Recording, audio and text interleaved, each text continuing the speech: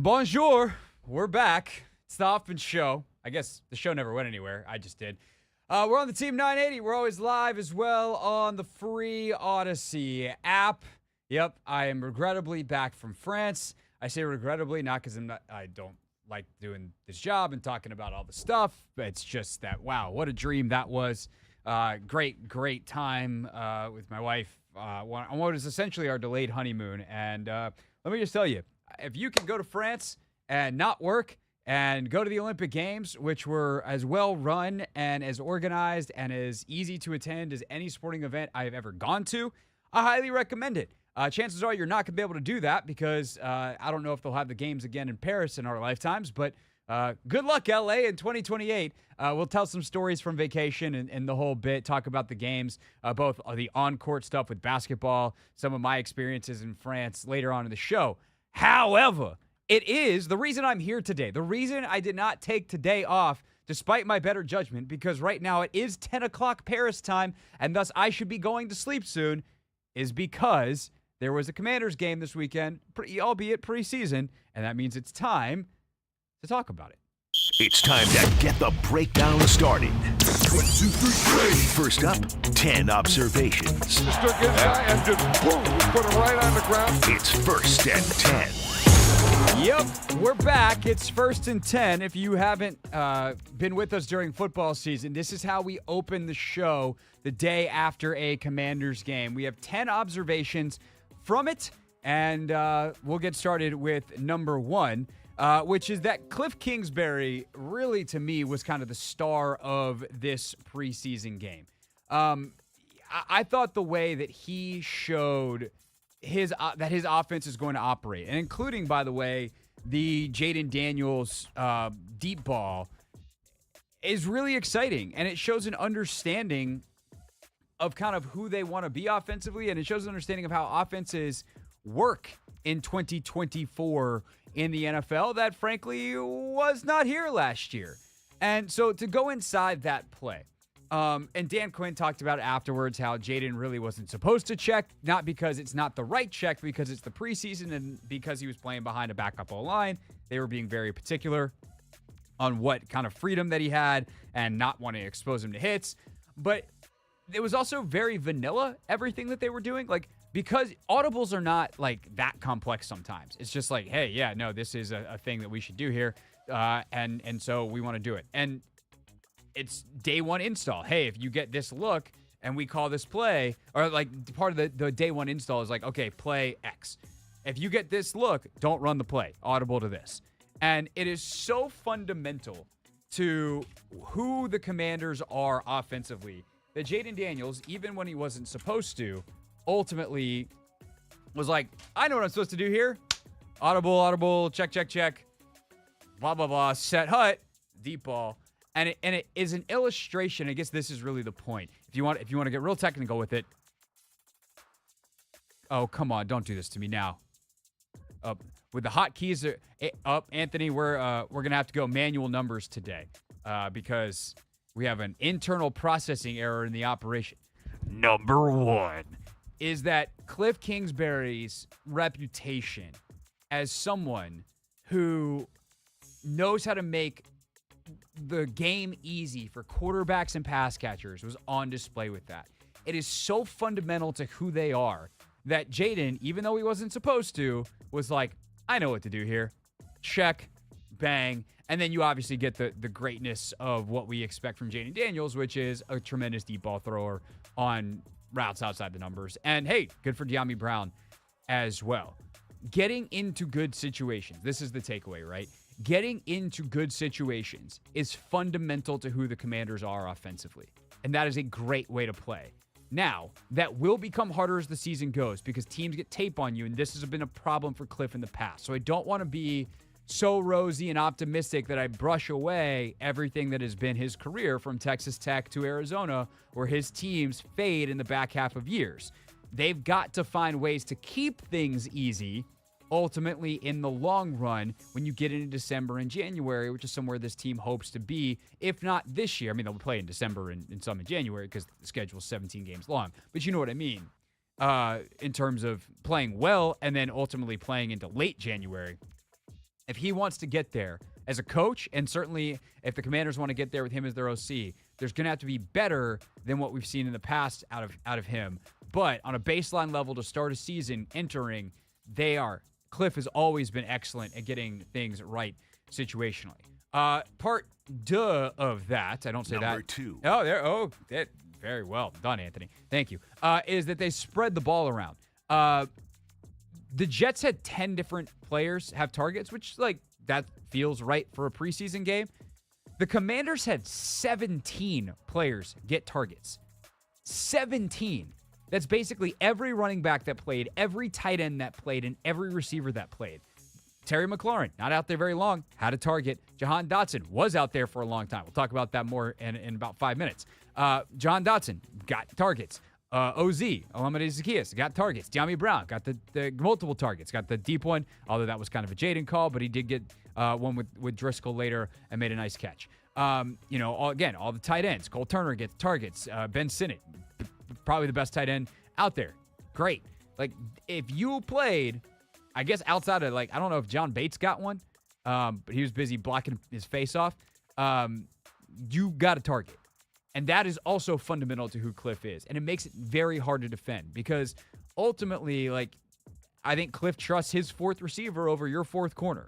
And I don't know that that's a bad thing. Not that Olamide Zaccheaus and De'Ami Brown or anyone else who winds up being the fourth, Luke McCaffrey, whoever is ultimately wide receiver 4 on this football team, not that they're actually outstanding wide receiver 1 caliber players, but they're going to be a solid wide receiver 4, true NFL receiver. And most teams aren't that deep if you got to go true dime quarterback situation. Those dudes don't get a lot of snaps. They don't get to play a lot. And Cliff puts them in tough spots. And sometimes, it's linebackers and stuff because they do stuff formationally with some of the tight ends and create certain matchups. So there's just a really cool identity, in my opinion, forming for the Commanders offensively, and it's cohesive. It's one that fits the quarterback skill set. It's one that fits the play caller's preferred style. It's one that fits their personnel. Guys like De'Ami and Terry, Jahan also, they're 4-3 guys, can get deep. So this is something that I think is going to be really fun to watch. And then the last part of it, Anthony, if you will, number 3. Number 3 is the use of personnel, not just to create good matchups in the passing game, but one thing I really love is I guess technically it's an extension of the running game, but it's the passing game, is on some of these screens, but also in the running game, quarterback run game specifically, using formation and personnel to get good blocking matchups. And this is part, I'm sure, Cliff, but also, let's give credit on all this stuff, to Brian Johnson, to Anthony Lynn, to Bobby Johnson, and on down the list of coaches and coordinators and whoever else, special assistants, whatever all these dudes' titles are that have a role to play in this. Their ability to say, okay, Cole Turner, not the world's greatest blocker, although we'll talk about Turner as the show goes. That dude is trying to make this team. He is playing as hard as he can. And I don't know if he's ultimately going to do it, but man, is he forcing the issue. And he deserves a ton of credit for that.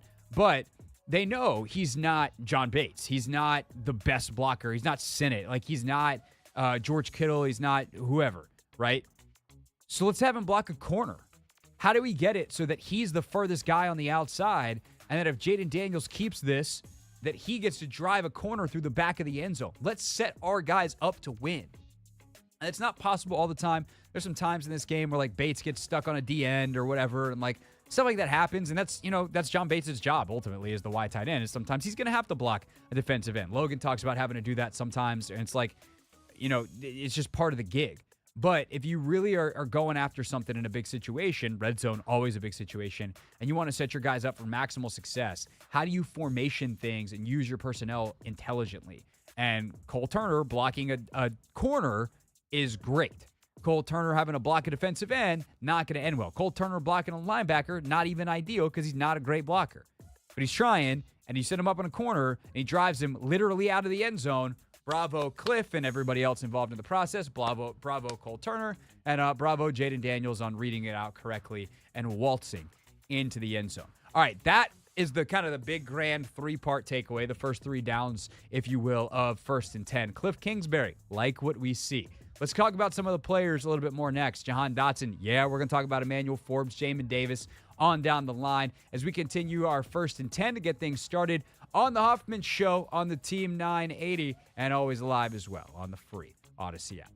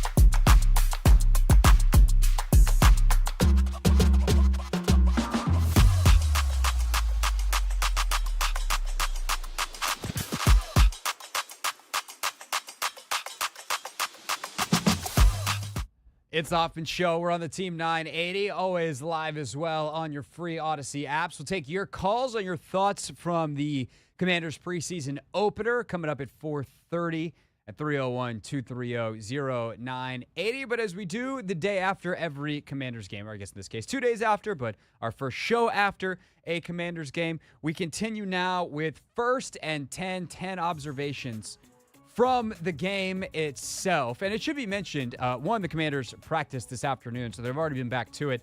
And the joint practices are also the joint practice with the Jets is also something that is worthy of discussion. And we'll kind of get to a lot of this as we go over the course of the show today. But picking back up with our 10 observations and number 4. And let's get into some of the players now. Jahan Dotson played 32 snaps in this game, the most of any non-offensive lineman. The only guys that played more were guys like Mason Brooks and Chris Paul, who moved around the line and played with multiple units. And we'll talk about the O-line situation later on in 1st and 10. But the fact that Jahan played this much, I think is pretty fascinating. I still think he's going to wind up being a starter on this team unless something unexpected happens. And I'll touch more on that in a second. I'm not trying to be coy. But I think they want to see more out of him. I think that there's a physicality and a toughness that you need to play with to play for this current iteration of this staff that I don't know that Jahan plays with. And to be clear, I don't think it's because Jahan lacks toughness and want to. And it's not actually even toughness. It's play strength. It's a stylistic choice that they want. I'll use a name that's I'm using this name because he's someone that was drafted by Adam Peters, not because I'm trying to start something. But like Brandon Ayuk plays physical as hell. Debo Samuel, I could have used him, I guess, too. Plays so physical. They're strong. They run through contact as ball carriers, but also as route runners. And there's a play in this game where Jahan, it's when he gets targeted on the deep ball and he gets pushed off the route a little bit. And that's the kind of stuff that he's got to figure it out. And part of it is a toughness that can be learned. Again, it's not like a mentality thing. I don't think Jahan is weak-minded or anything. But like, you have to learn the tools to ultimately fight through that stuff. And he hasn't yet. And so, yes, there's the weightlifting part of getting physically stronger that has to happen in the offseason and will continue to happen during the season. But it's also him working with Bobby Ingram in the position group to understand how to fight through some of that stuff. And it's a part of this offense. It's part of what you need because they want to run vertical routes. They want to get you down the field. But if you can be easily knocked off your track, like that causes not only issues for you, but spacing issues in the offense for others. Part of the De'Ami Brown completion from Jayden is, I think it's a tight end that's running up the seam. It might be Turner. Like, he holds his line, and there's good spacing on that play, which leaves plenty of room for De'Ami. The other side is well spaced, which makes Jayden holding the safety with his eyes so effective because it's real. There's a real threat there. And so I just think that for Jahan, I wonder if he fits what they want. And if not, he could fit better somewhere else. And so I guess this is kind of the point that I'm going to make about him, and I'm going to make about Emmanuel Forbes next. It's not necessarily that they're bad football players or that they're not good or whatever, anti-superlative you want to put on them, but they might not be good commanders. And ultimately, that's what Adam Peters is trying to build and Dan Quinn is trying to build they're trying to build their version of the Commanders. And so if someone came with a good offer for Jahan Dotson, like, it would not surprise me for a second if they were just like, yeah, no, that's good. Like, go ahead. We'll take the draft capital. And that's not me reporting anything. I haven't talked to anybody. I've been in France for 10 days. But that to me makes too much sense watching this. Clearly they want to see more. And I think they're trying to also figure out what his superpower is, because that is a Dan Quinn philosophy, to figure out what guys' superpowers are and put them in the right position. And I don't think they've figured out with Jahan yet, despite the fact that he was a legitimate first-round pick. Maybe some teams would have taken him in the second, but a really talented guy who has great route-running ability and good hands and all these kinds of things that made him a first-round pick for Washington a couple years ago. Speaking of first-round picks a couple years ago. Number 5. Let's talk about it. Let's talk about Emmanuel Forbes. Emmanuel Forbes, if you did like a chart of red dot, green dot, good plays, bad plays, would have way more green dots than red dots. And I think that should be said as context. Unfortunately, the red dot is he gave up a touchdown after he gave up some big plays in the joint practices to Garrett Wilson, which, okay, he's Garrett Wilson, but he gave up big plays to Terry McLaurin in practice. And, okay, well, it's Terry McLaurin. Like, eventually you got to stop giving up big plays. And in a league that is more geared towards explosive plays than ever, as the smartest coaches figured out, wow, I think I know what scores points in this league. Big chunks of yardage. How do we generate explosives? And as a defense, it doesn't matter how well we play down in, down out. If we give it all away, we undo all our good work in one play. It just is too damaging to have a guy that gives up this many explosive plays.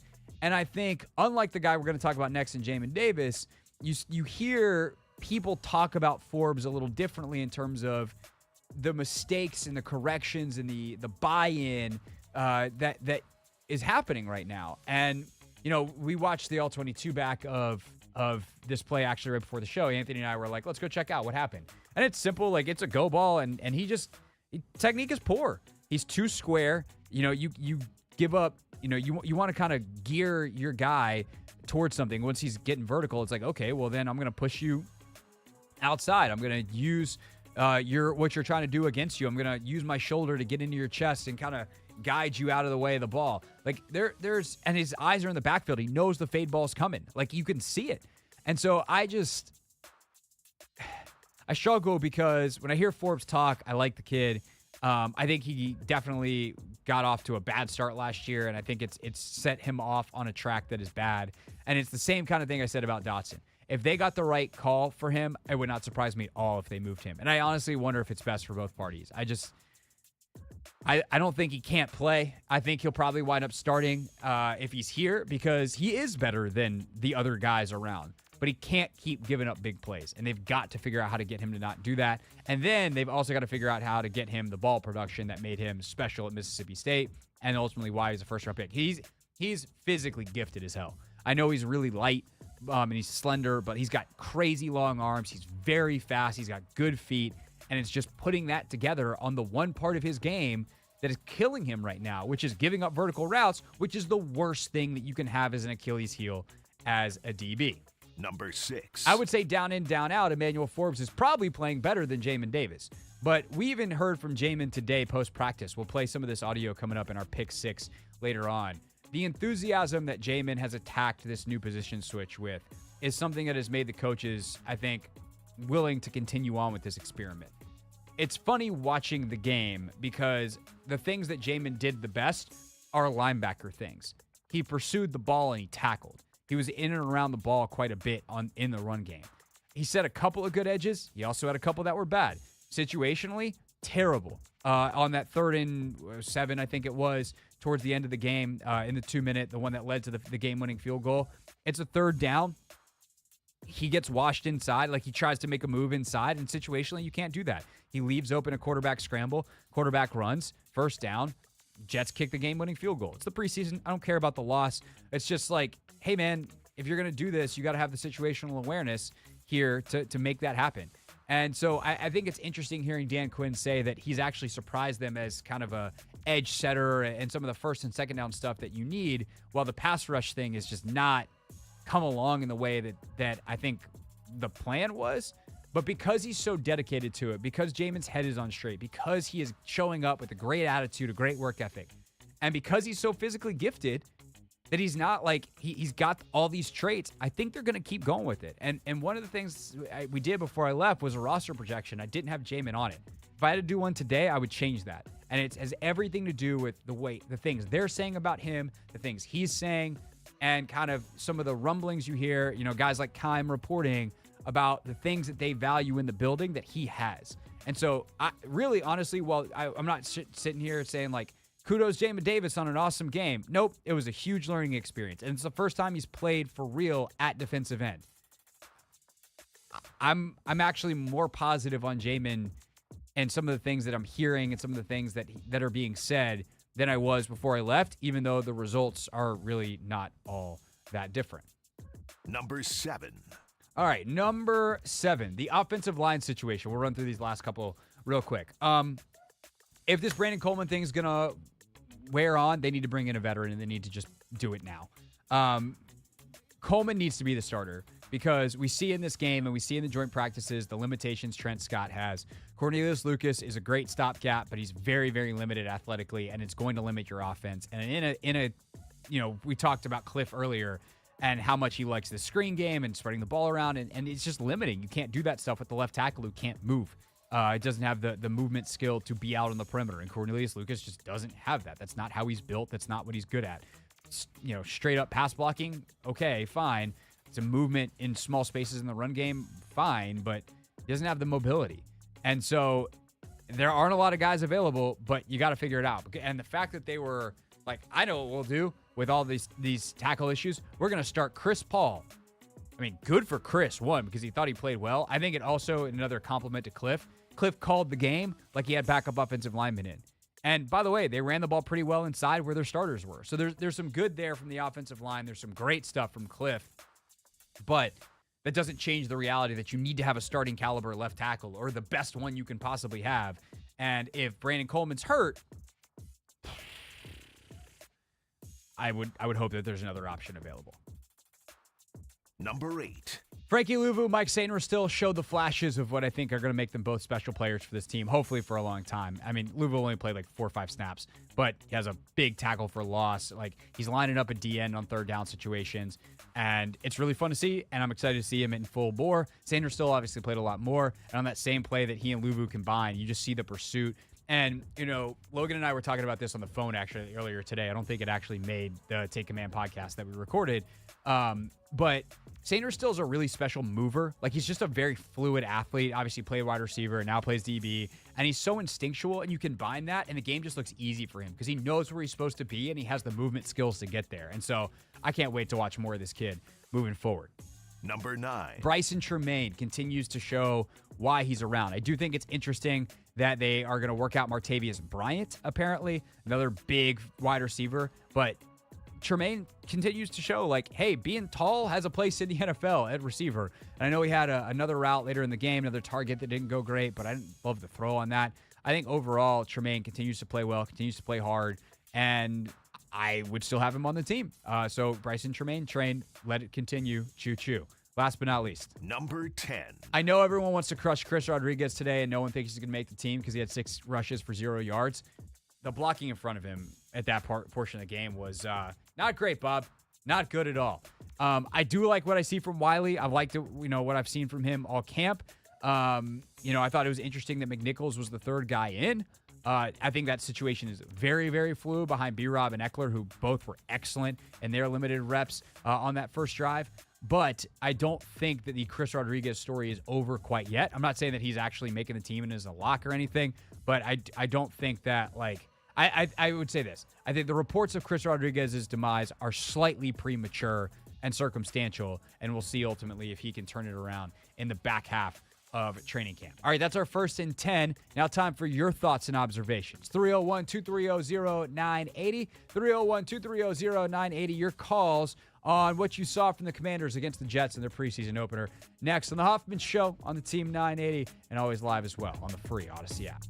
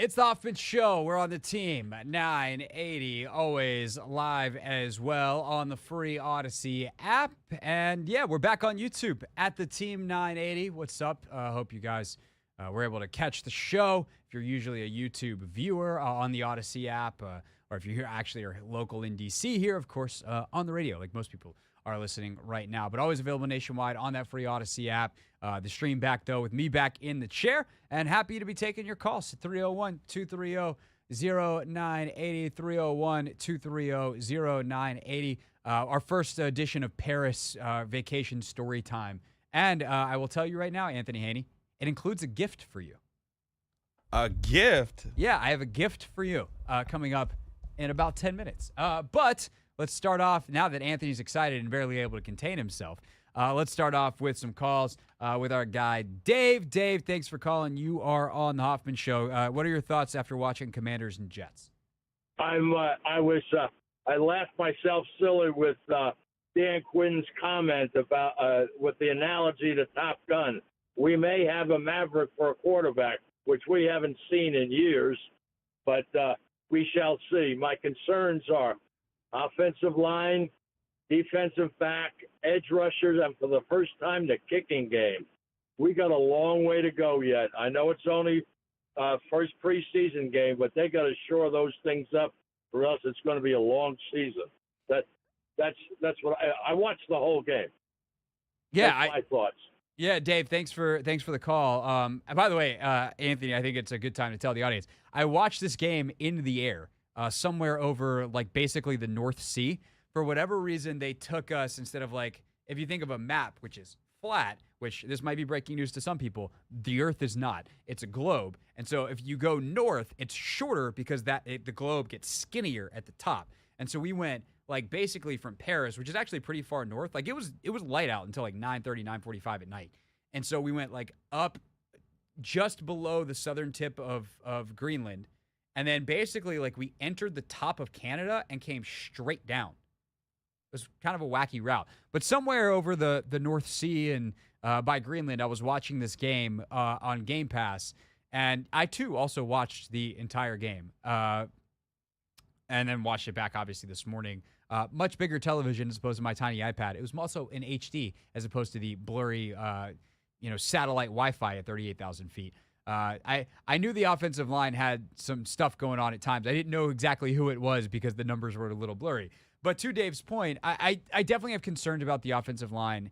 But also, I don't know, maybe this will make some people mad. And I'm not saying it to make people mad. I'm just acknowledging that some people will have a different opinion here. I give them grace when it comes to the offensive line. There's only so many things you can fix in year one. And they flipped 30 players on this roster. 30 plus, I think, at this point. Because they've made a couple of moves in the last like week of cutting some guys, bringing some new guys in. So at this point, like, we're talking by the end of camp when they name a 53, I'm expecting probably over half the roster to be new. And realistically, there just are certain positions, including the ones that Dave said, that are really hard to fill unless you have premium ways to acquire them. So either big free agent money or high draft picks. And for offensive line and edge specifically, I think that this is a year two project, potentially, depending on how Brandon Coleman plays out. Now, if they got Coleman in the third round and he's a legitimate starter, well, hot damn. Now you're in business. Now you're in a phenomenal place moving forward where you got your rookie quarterback and left tackle on a rookie quarterback or on a rookie contract on the same timeline. Well, now you can go spend mega money on an edge rusher or DBs or literally anything else you want. But because those are prime premium positions and you had to use your number 2 overall pick on quarterback, that means you couldn't use it on other stuff. So you either got Jayden Daniels or you could have traded out and potentially maybe you get multiple draft picks back, etc. But I think with what we've seen so far, most people would rather have Jayden Daniels, and then you figure out next year, based off however this year goes, and however the draft board falls, etc., how you ultimately fill those other positions. I think Dave also mentioned defensive back. That is definitely a position that I think they're in the process of figuring out. And I think this year is a big evaluation year for them. And I'm fine with that. Again, when I say I'm fine with that doesn't mean I think that they're going to be A+ and it's actually all going to work out. But I'm fine with them looking at what the roster was and some of the contract situations and whatever and being like, okay, we know this group was about as poorly coached as any NFL defensive back group in recent history last year. We have what we think is the best defensive back coaching group with DQ and what he's done over the years with his DBs. Joe Witt Jr.'s history with DBs. Obviously, they like Tommy Donatel quite a bit. Otherwise, they wouldn't have hired him. And anybody else that's helping out back there. Let's see first-round pick Emmanuel Forbes, what he is. Let's see this 6'3", super long arm, great foot speed, Benjamin St. Juste kind of a project. Can we convert him to being a ball hawk, making plays?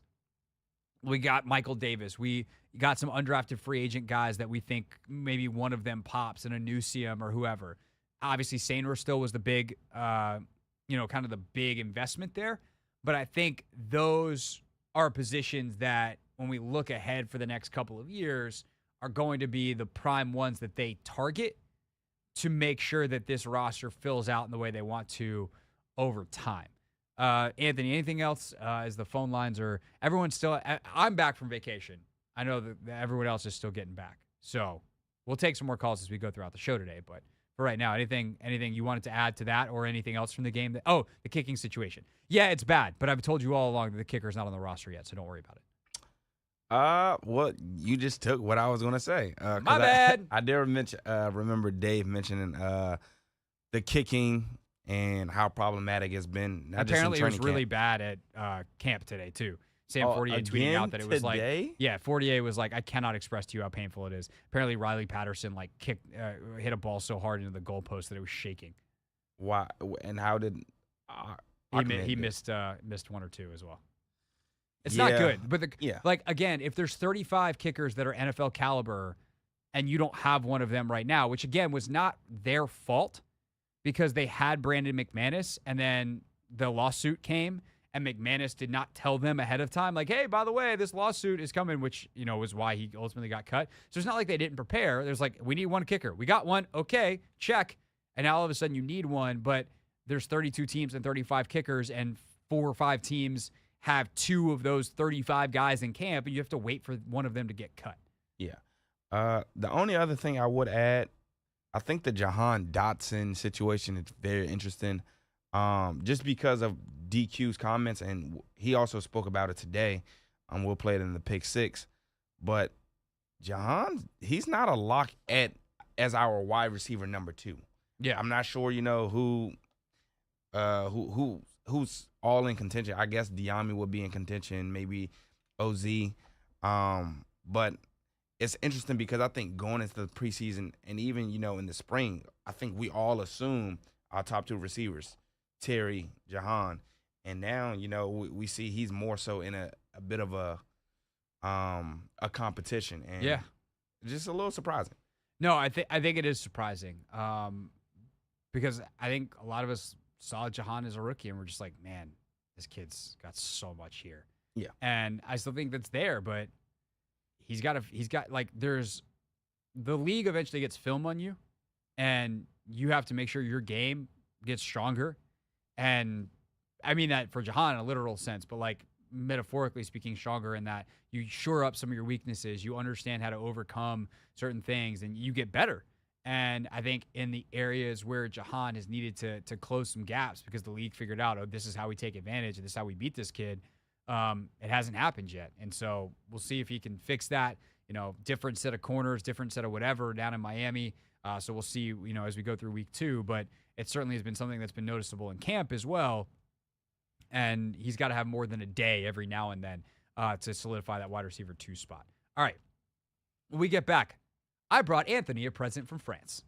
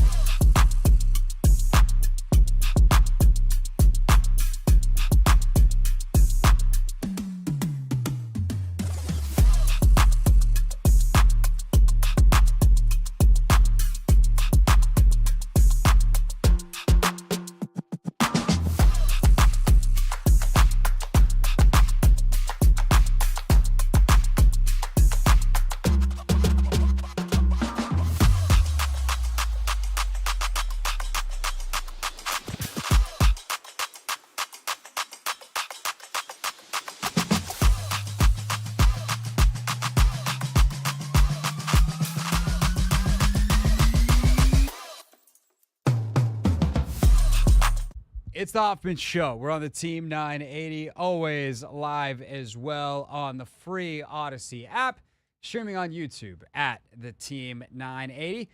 It's a Monday after Commanders game, so that means Michael Phillips join us at 5 o'clock. Hey, Phillips is back. Yeah, do the Michael Phillips is going to be on the show dance. I guess that's what that is now. So I'm back. I'm back from Paris. It blew away my expectations, to be honest. Like, it was beyond my wildest dreams in so many ways. I cannot stress enough how good of a job the city did of hosting the Olympic Games.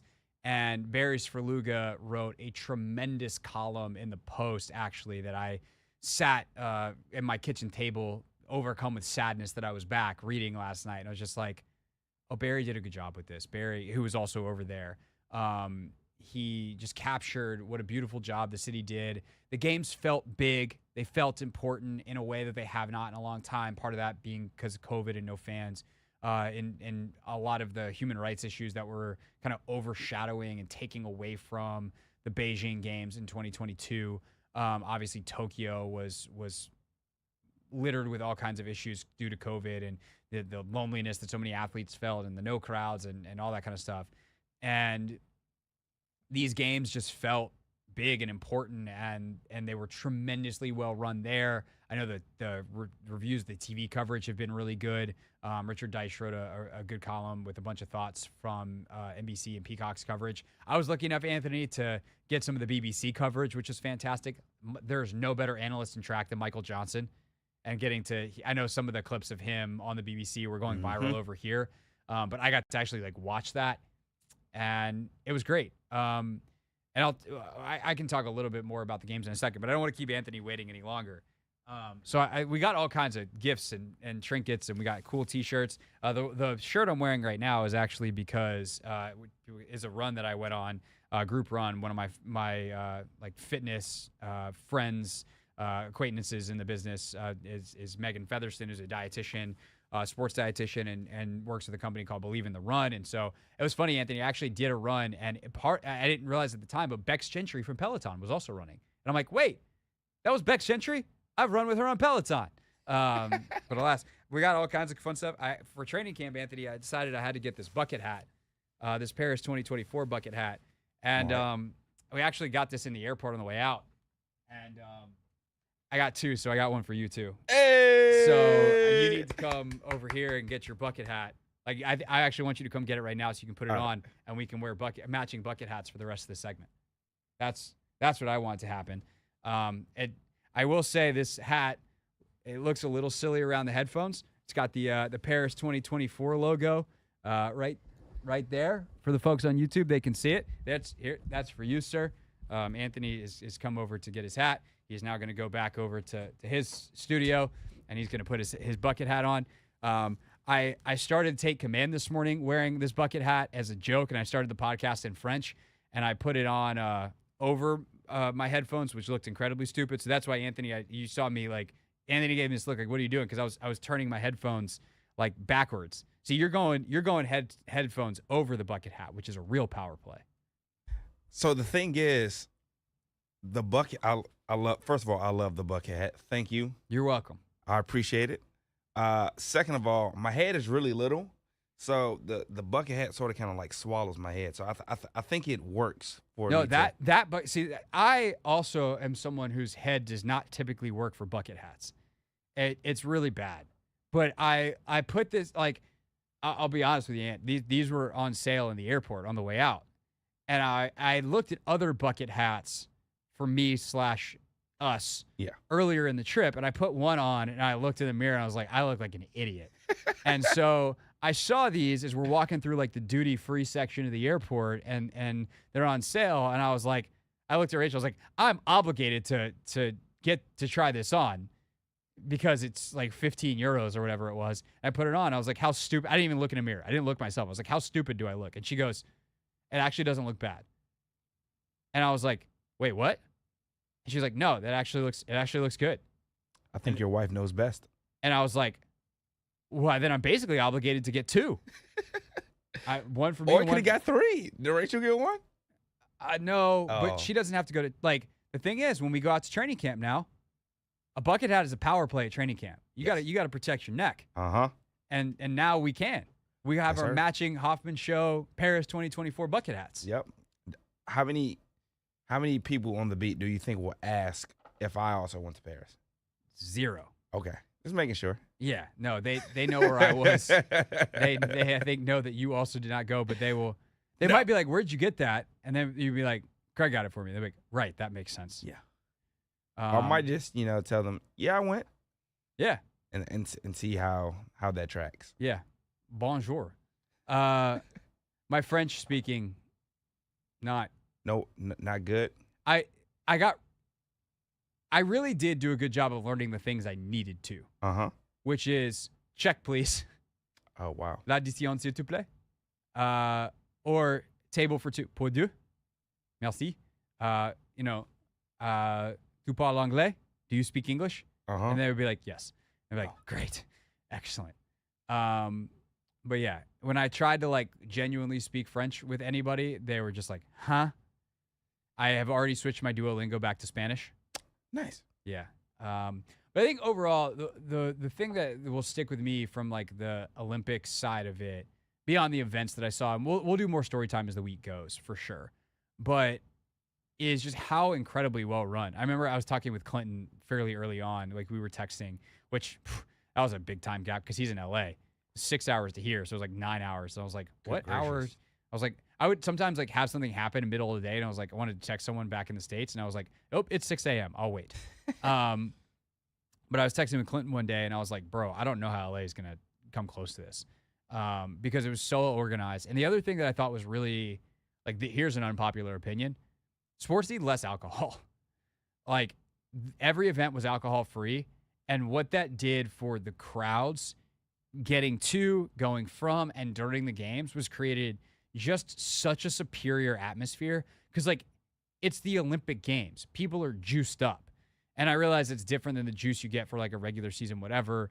And a lot of people can go to a game and have a beer and be like functional, not just functional, but like non-rude human beings. And I also realized that a lot of American sports fans go to sporting events to be rude. And I don't really get that, but that's a thing. But the enjoyment level of having that many different people together almost requires like no alcohol. Because it also made for better like transportation and crowd control and all those kinds of things because everyone was just clear-minded and being like, okay, I listened to the guards and the volunteers and we all get where we're going faster. And I think that what happens is over the course of the games is like that built on itself. Like you knew you could trust the system because the system worked of getting people places. The metro was so well marked and so easy to use, even though, I mean, the station names are the station names as long as you could read them and you knew where you were going. Like, the fact that you might not be able to pronounce it like the French do is fine. Although I did laugh at a couple. It's like Franklin D. Roosevelt. Because there's a Franklin Roosevelt. Yes, the U.S. president. That was one of the metro stations. Also, we on one of our first stint, our metro stop was what we would say is Grand Boulevard. What they said is Grand Boulevard. Grand Boulevard? Yeah. It's 3 syllables. Grand Boulevard. For us, Grand Boulevard. Them, Grand Boulevard. But we knew that's where we had to go. And so, like, it was very easy to navigate. There was volunteers, there's signage. And I just hope that when the U.S. hosts the games in 2028, I know they're working on public transit in L.A. I don't have super high hopes that that gets done in the way that they're claiming that it will. But I really, really hope that it does because what a legacy that would leave for L.A. as a city that is way too overpopulated with cars and is impossible to get around because of it. If they can connect L.A., and do this massive infrastructure project, that would be amazing. But also just like the way the logistics worked were so great. And it's something where like if I was a Mitch Rales or a Josh Harris or a whoever, and I went to those games as a fan, I would come back and be like, how do we get in touch with the people who ran the Paris games? Because we want to run our games that way. We want to get people in and out. Like I see you smirking and like I'm not joking. Like if I see, I've talked to Rails a couple times at this point on the sidelines and stuff. If I see Rails, I'm gonna be like, you should talk to these people because Mitch is the kind of person that'd be like, okay, I will. I'm like, you should legitimately go talk to whoever ran logistics for the Paris games as you think about how to get people in and out of Commanders Field better, but also obviously how and where you build the infrastructure for the new stadium. Like, just a tremendous job by the city of Paris hosting, and we'll talk about it more. And obviously we'll talk about some of the events and the things I was able to see in person and all that kind of stuff as the week goes. But main story today on a Monday after the Commanders fall to the Jets in the preseason opener is, well, the Commanders and what they did up in New York, joint practice, and the game itself. We'll talk about it with our pal Michael Phillips next here on the Team 980.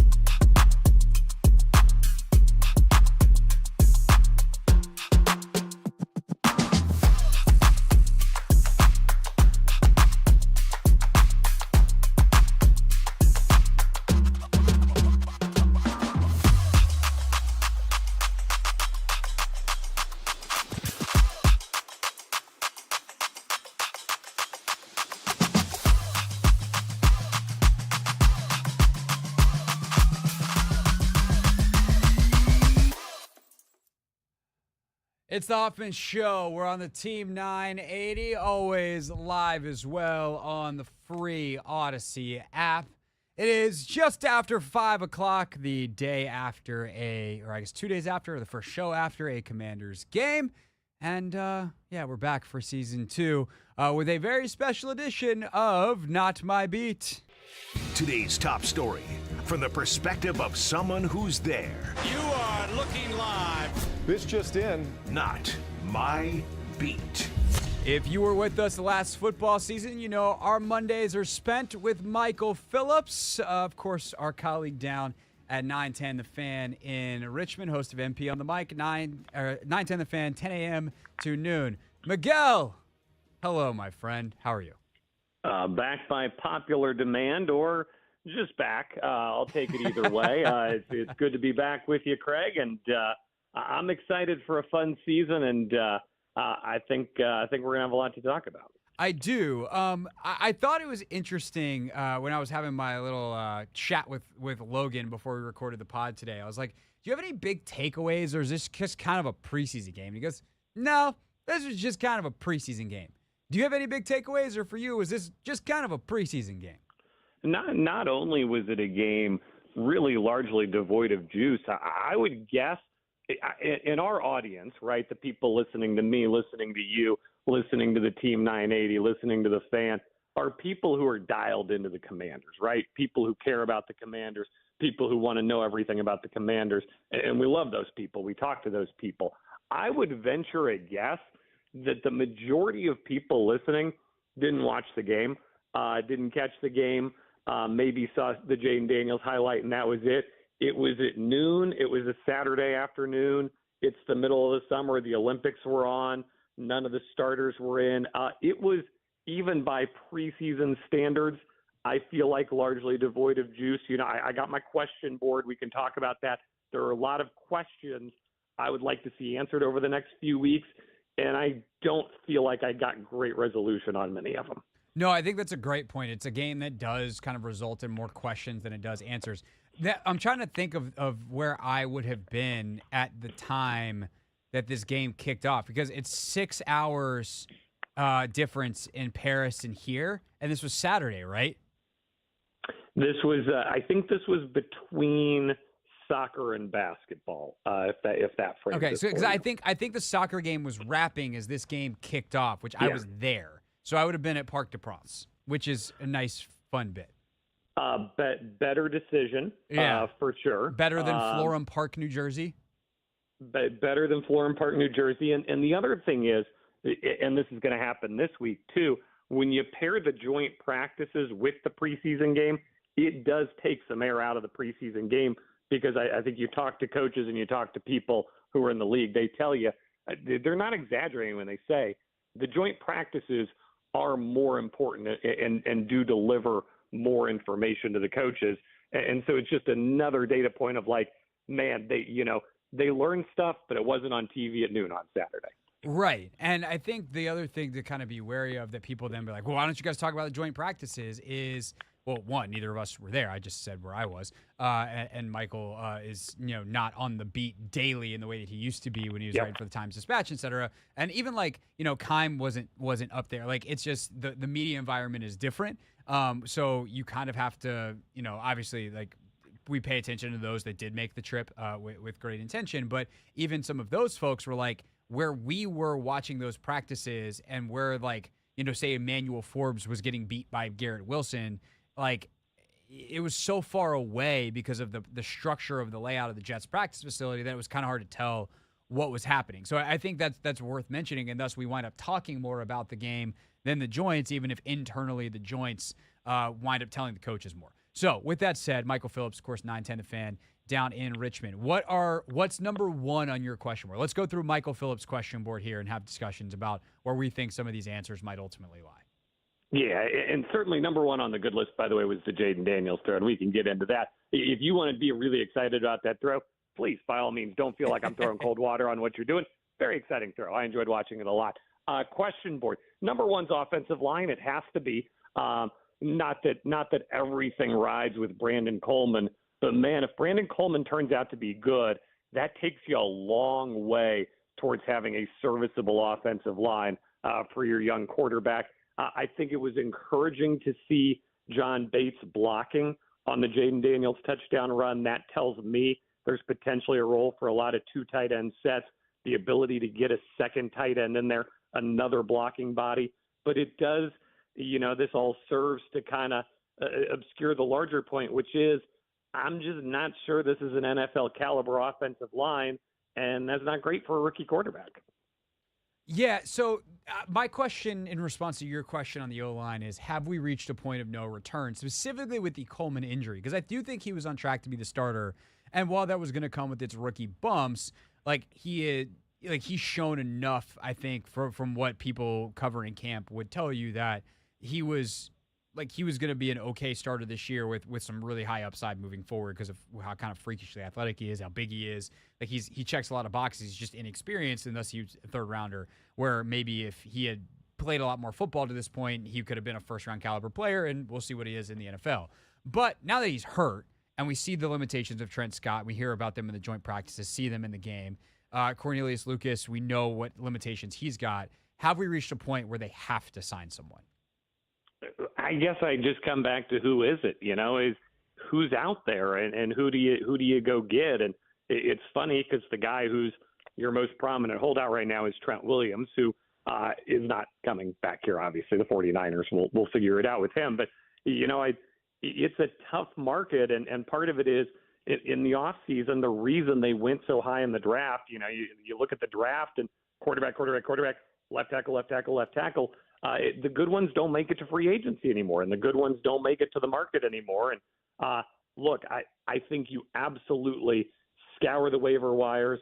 I think you scout the other teams. I think cut day, you are out there, you are active, you are looking to bring somebody in, but you're not going to find miracles at this point of the game. And I think that's the reality they're going to have to come around to. And, as much as I don't want a lot of it to ride on Brandon Coleman, I think a lot of it rides on Brandon Coleman.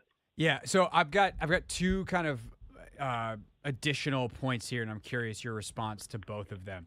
The first is I was impressed with the way Cliff called the game, which kind of showed an understanding of what he had offensively and how he had on the line. I'm curious what you think of how sustainable that is, and also maybe if that's even the best path for Jayden as well to take a lot off his plate in his rookie year. Yeah, I like that, and I think there will be a lot of that.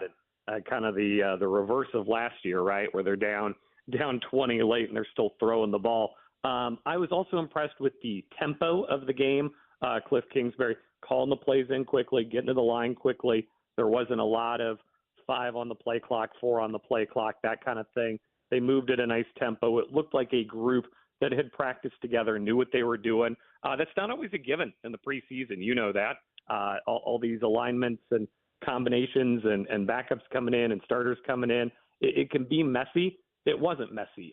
You got the sense this was a well-rehearsed, well-practiced operation. That doesn't speak to the play calling itself, but I think it speaks to the larger organizational ability of Cliff Kingsbury. He knows what he's doing. He's a professional. He got them in, he got them out, he kept them moving. I liked that. Certainly the more you take off of your rookie quarterback's plate, the better. What I go around on with Cliff Kingsbury, I do this on my show all the time because I don't have a fresh talking point here, Craig. It's just the same one.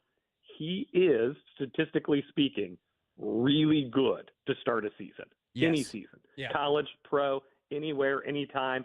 He's phenomenal. You give him the offseason, you give him a whiteboard, you give him a film room, he's good. And your observation was an extension of that. He's really good in these environments.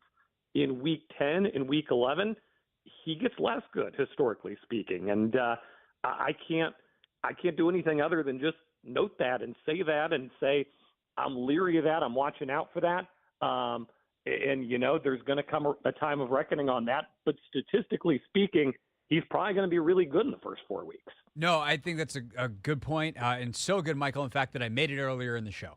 Is like, Hey. I really, really like what I saw, but I'm also going to be a realist about what Cliff's history has been. And I'm very much hoping that this is the year that with just offensive coordinator duties on his plate, that he figures it out in a way that he did not as a head coach, either at Texas Tech or in Arizona. The other thing that I am curious your take on when it comes to the offensive line is Michael Phillips is our guest here on the Hoffman Show, Mondays with Michael, following Commanders games here on the Team 980. Is I don't really hold the offensive line against them in the bigger picture. In other words, I knew, as they I'm sure do, that this is a potential problem and that they were taking a bit of a risk. But like you said earlier, like it takes high draft capital or a free agent that doesn't come to the market in order to get a left tackle and to shore up an offensive line with really high caliber players. And they used their first round pick on a quarterback.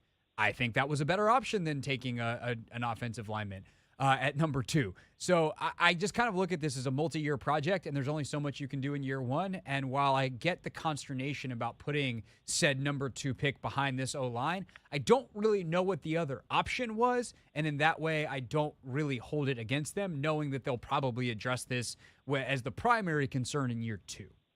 Yeah, and if Jayden Daniels plays well this year, it makes everything easier, right? We talk about wooing free agents and wanting free agents to come play for you. Obviously, Adam Peters is a big part of that strategy. You know that. I know that. People want to play on an Adam Peters team. He takes care of them. He's good to them. He creates environments they want to be in. Part 2 of that, if you can get some Jayden Daniels success this year, guys are going to want to play here. And that helps you enormously into free agency. Ooh, that's a hot place. I want to be there. I want to be in Washington. They got the good GM. They got the young quarterback. You can do yourself a lot of good where, maybe you have to overpay this offseason. If you can put it together, if you can have a good year, next year, maybe you can be paying at a better rate. And I think everybody sees that, especially, I'm still at number 1 on my questions list. Also on my list is receiver. There's no need to force something. And you and I both understand how silly the Brandon Ayuk chatter is. There's no need to force something here because a good season this year can create an environment where you are driving free agency, not the other way around next year. For sure. And when it comes to Ayuk, if they don't get a deal done in San Francisco and he just plays it out this year, you don't want to Carmelo Anthony yourself. As the Knicks famously did back in the day, where they traded away all the players that Carmelo Anthony would have signed to play in New York with 6 months later for Carmelo Anthony, and were never as good as they could have been. All right, so let's keep talking about receiver. Is number 2 on your question board here. I'm guessing Dotson is a big part of this. What do you make of him playing more snaps than anyone who is not an offensive lineman in this game? Sure, and I think I had framed this. I know I had framed this coming into the game as you've got your number 1, you've got your number 2, and you've got a really kind of muddied mix for number 3, which needs to sort itself out. Luke McCaffrey, De'Ami Brown, Olamide Zaccheaus. I mean, we can run down the list. Obviously, there's Jamison Crowder, Mitchell Tinsley as well. There's a lot of guys in that mix. I'm now reconsidering that this might be a number 1 and a muddied mix after that, 2, 3, 4, 5, the works. I had seen Jahan Dotson as, because he's so talented, because he's such a crisp route runner, he'll just inherit the number 2 spot. The message I saw communicated on Saturday was, buddy, you are fighting it out with the rest of them. And that made sense to me with Jamin Davis. That made sense to me with Emmanuel Forbes. That caught me off guard with Jahan Dotson. When you say fighting, like, are we talking about fighting for reps, or do you think that his roster spot is up for? No, he'll be on the roster, but I think they're sending the message you're not running out of the tunnel as a starter. That's not guaranteed right now. I think when the dust clears, he will run out of the tunnel. He will be a starter. Forbes is probably the more glaring example because I think, and we're not there day in, day out. Even the beat writers aren't truly there for everything. I think a lot of the Emmanuel Forbes, putting him as second string, making him play more in the preseason game, I don't think it's so much message sending to him. I think it's an acknowledgement to the rest of the team of what they're seeing, right? You can't BS the team. And if the team sees a guy struggling in practice, and if a team sees a guy, the other players see a guy who's not playing up to his potential, if you ignore that on the depth chart, if you ignore that with preseason playing time, they start to wonder how fair and how open these competitions truly are, right? So I think it was message sending to the rest of the team of, we see what you see, we're going to make this kid work for it. For sure. And I think the thing with Forbes is he's not playing as bad as fans think, but that's not actually an absolution of him. In, down out, there's stuff to really like with him, and he's willing to be a little bit more physical, and like on horizontal routes, he's great. But this is a league built on explosive plays, and he just keeps giving up explosive plays. And I think the other thing that's interesting, Michael, and I'm curious for the guests that you've had on your show and anything you're hearing about this, is like the way they're talking about Forbes and the way they're talking about Jayden Davis are very, very different. Like with Forbes, there is some frustration and like maybe there's not the buy-in there, the work being done, whatever. With Jayden, it's like this dude is trying, like we know we've given him a really hard task. We know that it's going to be an uphill battle, but he is working his ass off, and we believe in him that with what he's shown us as like a human being, that he can ultimately pull this off. And I don't get the sense that that's the case with Forbes. Yeah, and to build on Jayden, the coaches are trying to figure out what this is that they want him to pull off, right? So it's not even, Jayden Davis is going to be this role. We're waiting for him to figure it out, to put it together, whatever. I think the coaches are figuring out what role is best suited for him, how to best use him. They like the work ethic. They like that he's getting after it. They don't know where to put him and where to line him up and when to use him and when he's best, right? So Emmanuel Forbes, that's a little different because that's a corner, right? And I agree with what you're saying. You got to push the buttons there. You got to get him motivated. Any play can be a big play. With Jayden Davis, I get the sense it's far more, what are the situations we want to use him in? How do we want to use him in those situations? Where do we want to line him up, and what do we want to ask him to do? And I get the sense the coaching staff maybe doesn't fully have answers to all those questions right now. Michael Phillips wrapping up with us here on a Monday, MP on the mic, 10 a.m. to noon on 910 The Fan in Richmond, which of course you can also listen to on the free, they said, Michael, Odyssey app. How concerned are you or not about the kicking situation? Well, I'm glad this isn't a playoff caliber team. Otherwise, I'd be doing a lot more hand wringing, right? If a missed kick is the difference between, let's say, 6-11 and 7-10, that's sad. Like, you'd rather make the kick and win the game. Everything this season, though, Craig, is going to be filtered through how are the young guys developing, how's the roster coming along.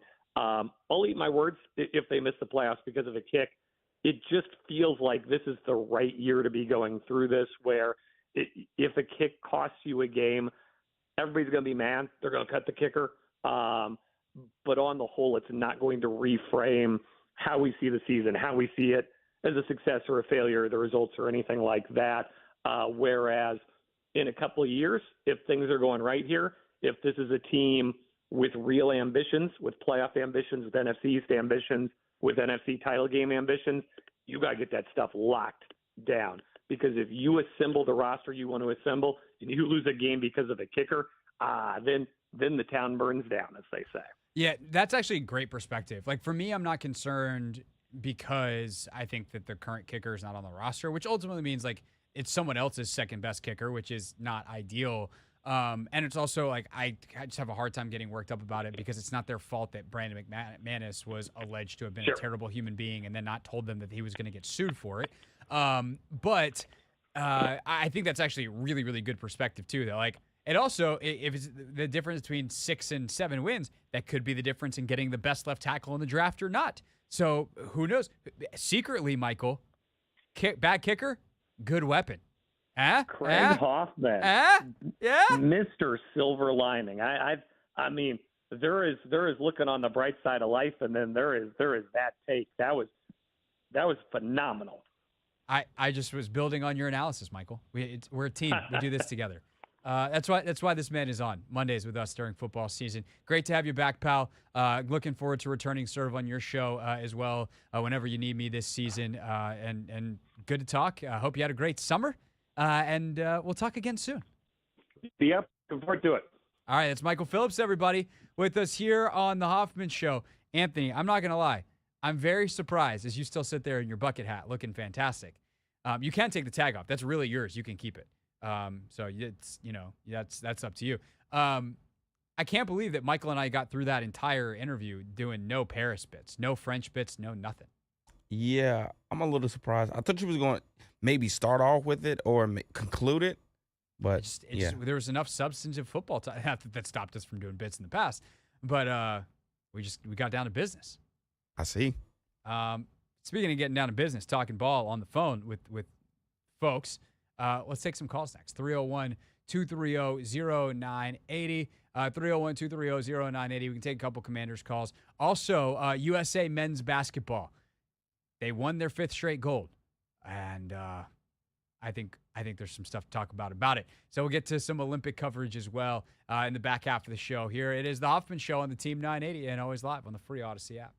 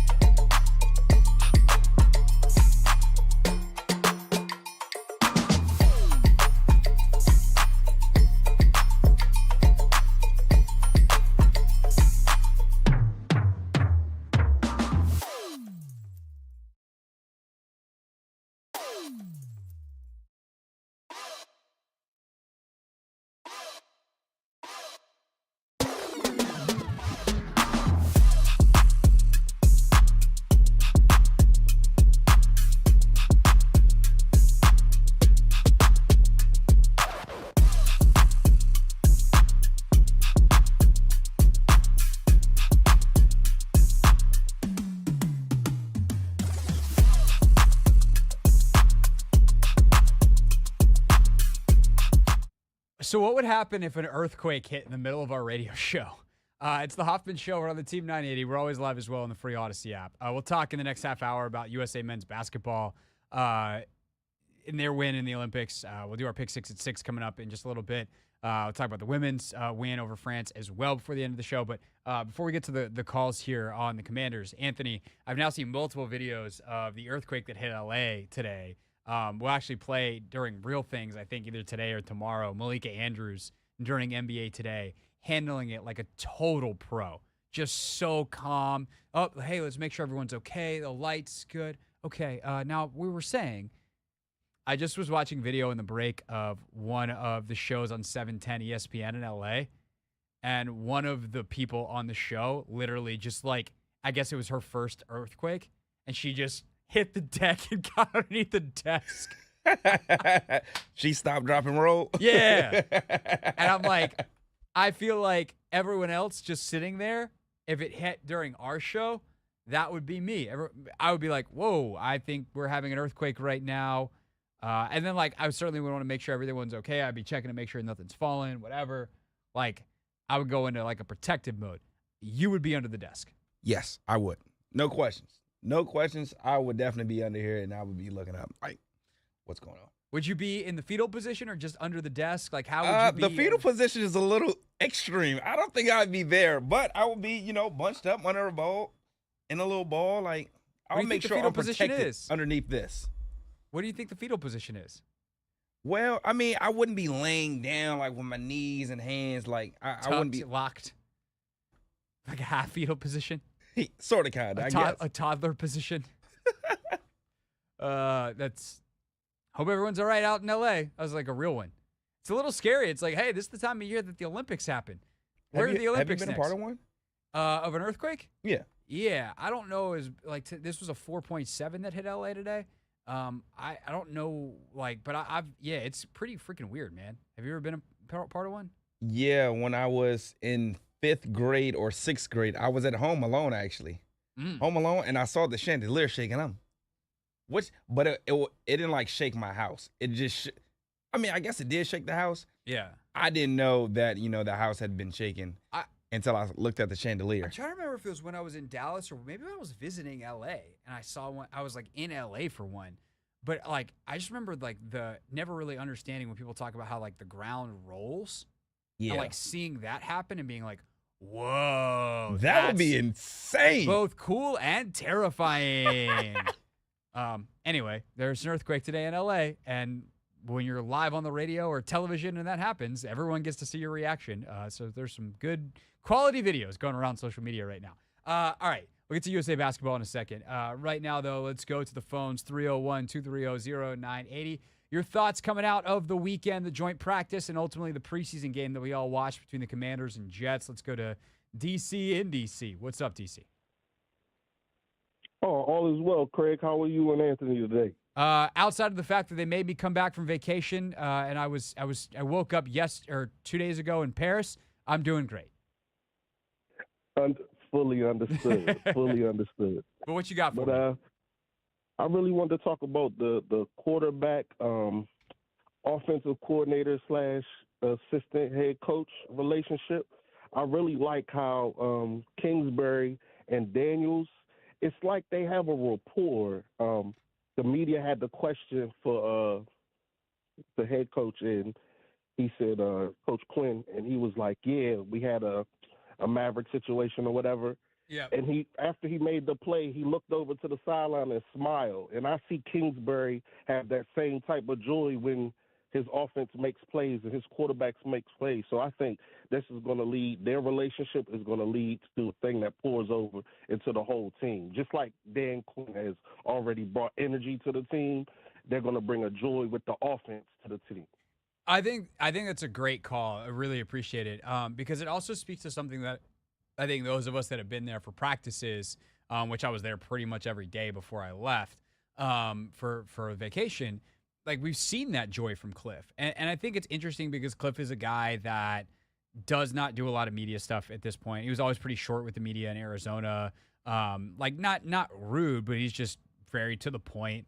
And he's not a super expansive guy. Like he doesn't give a lot away. I don't know that he has. I honestly don't know if like anybody on the beat has developed a good rapport with him or anything. Fortier has some great stories from a story that he reported way back in the day when Cliff was an OC still in college at Houston, I think it was, that he told us way back when he was hired in whenever that was in the intro pressers. But ultimately, the thing with Cliff is like when you're on the practice field with him, you see that competitiveness, that joy, that all the things that we associate with Quinn, that we associate with Peters, and we associate with some of the other guys that they brought in on the staff and some of the players they brought in and the reasons why they're here. And I think on top of that joy and that competitiveness and kind of the perfect fit with DQ in a way that I don't think a lot of us really understood when the hire was initially made is football-wise, the things that Cliff wants to do as an OC match with Jayden's skill set. He likes to have a quarterback run element to his game. He likes having a quarterback who's mobile. He likes to throw the ball deep. He likes to throw the ball outside the numbers. He likes to create one-on-one matchups and let his quarterbacks take shots. That is a absolute Jayden Daniels success profile. And then I think the thing that has been impressive, I know we got a comment in the YouTube chat during 1st and 10 to start the show about like, oh, we didn't see any throws over the middle. I'm concerned. And it's like they didn't drop him back in true drop back ever in this game.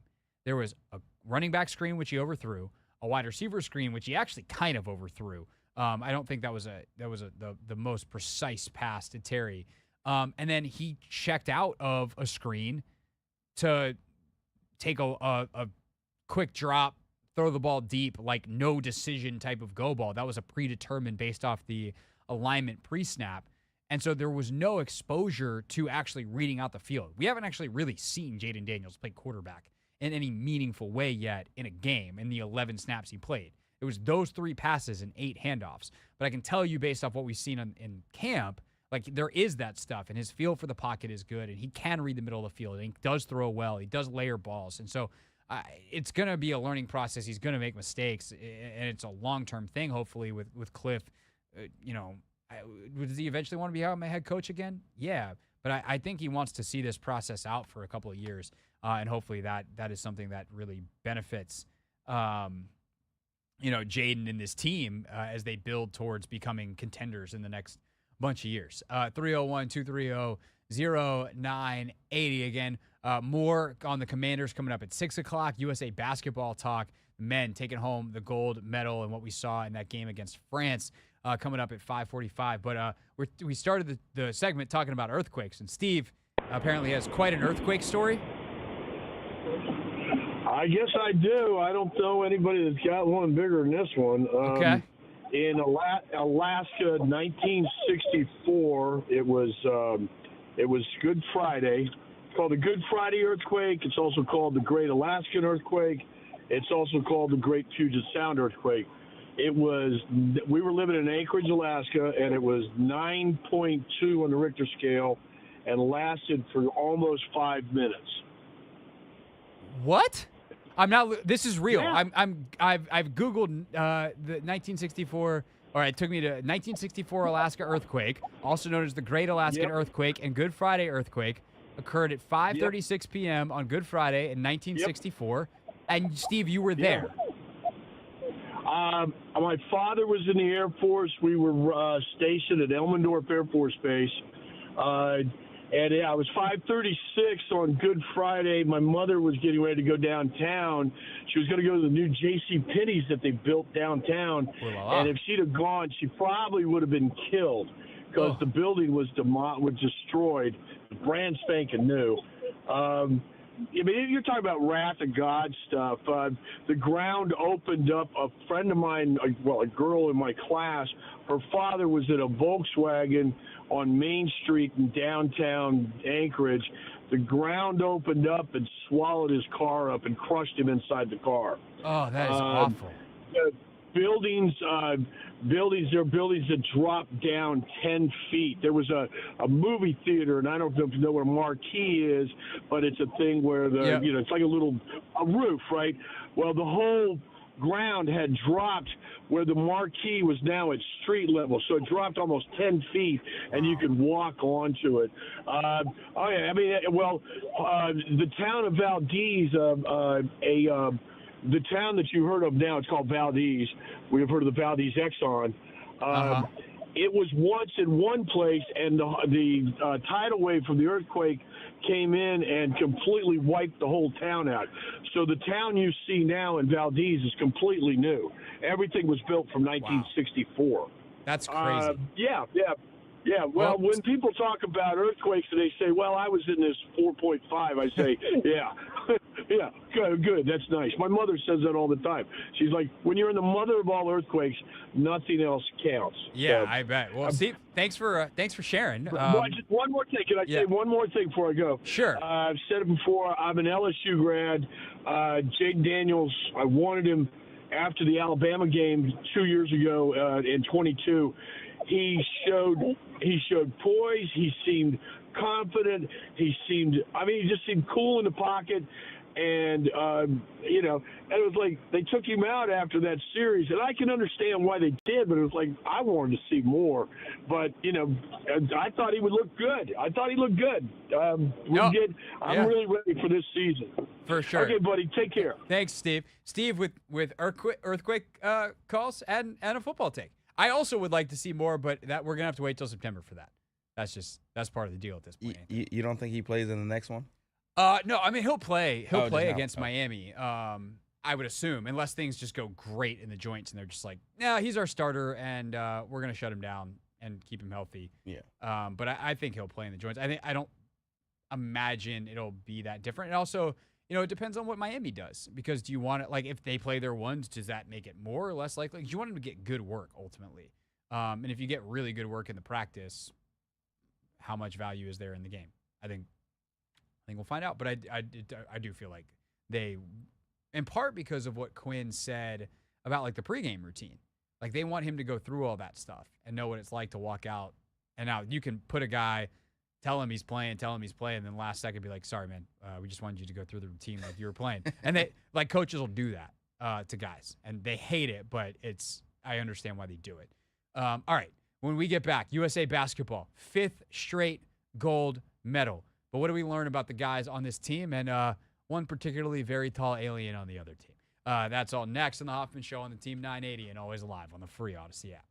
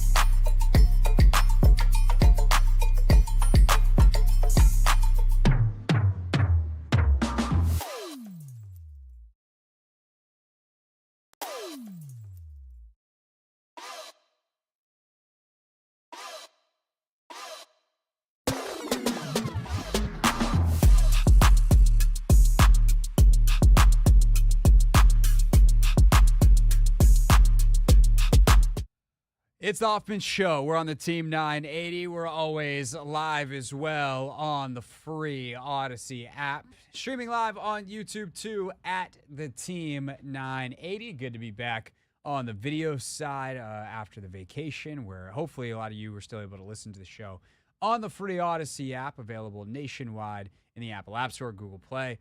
Just download it. You can listen to not only our shows, but if you want to check in local coverage on any team in the league, any city, we have sports stations all over the country, as well as the Infinity Sports Network. So all that available on the free Odyssey app. News, music as well. We're just a giant radio audio company. It's got you covered on the convenience of your smartphone. Okay. USA men's basketball beat France to win their 5th straight gold medal. That is an oversimplified headline. That does, of course, tell the truth.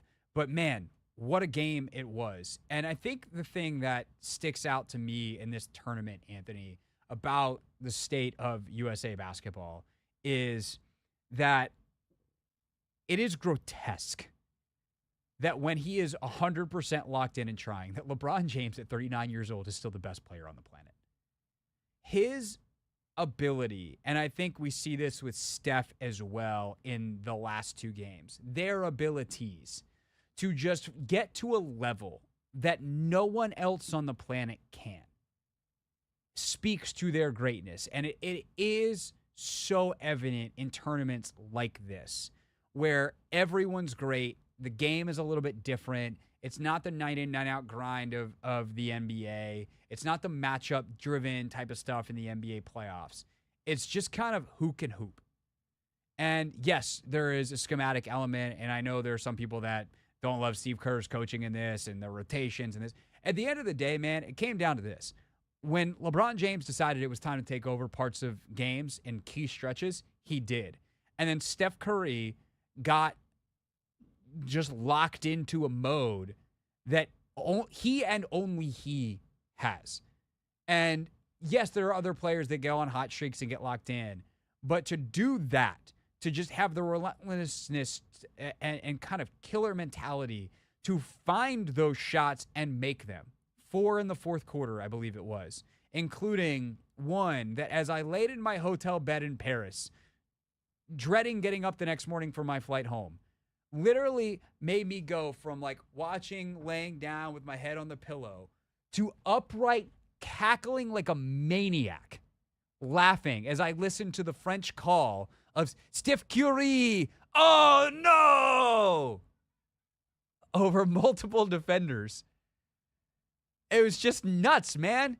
He's the best to ever do what he does. He's the only one to ever do what he does. And it's him and it's LeBron. And what's terrifying for the rest of the world is the next best player on that floor, with all due respect to Kevin Durant, who was great all tournament long and the 3rd best player.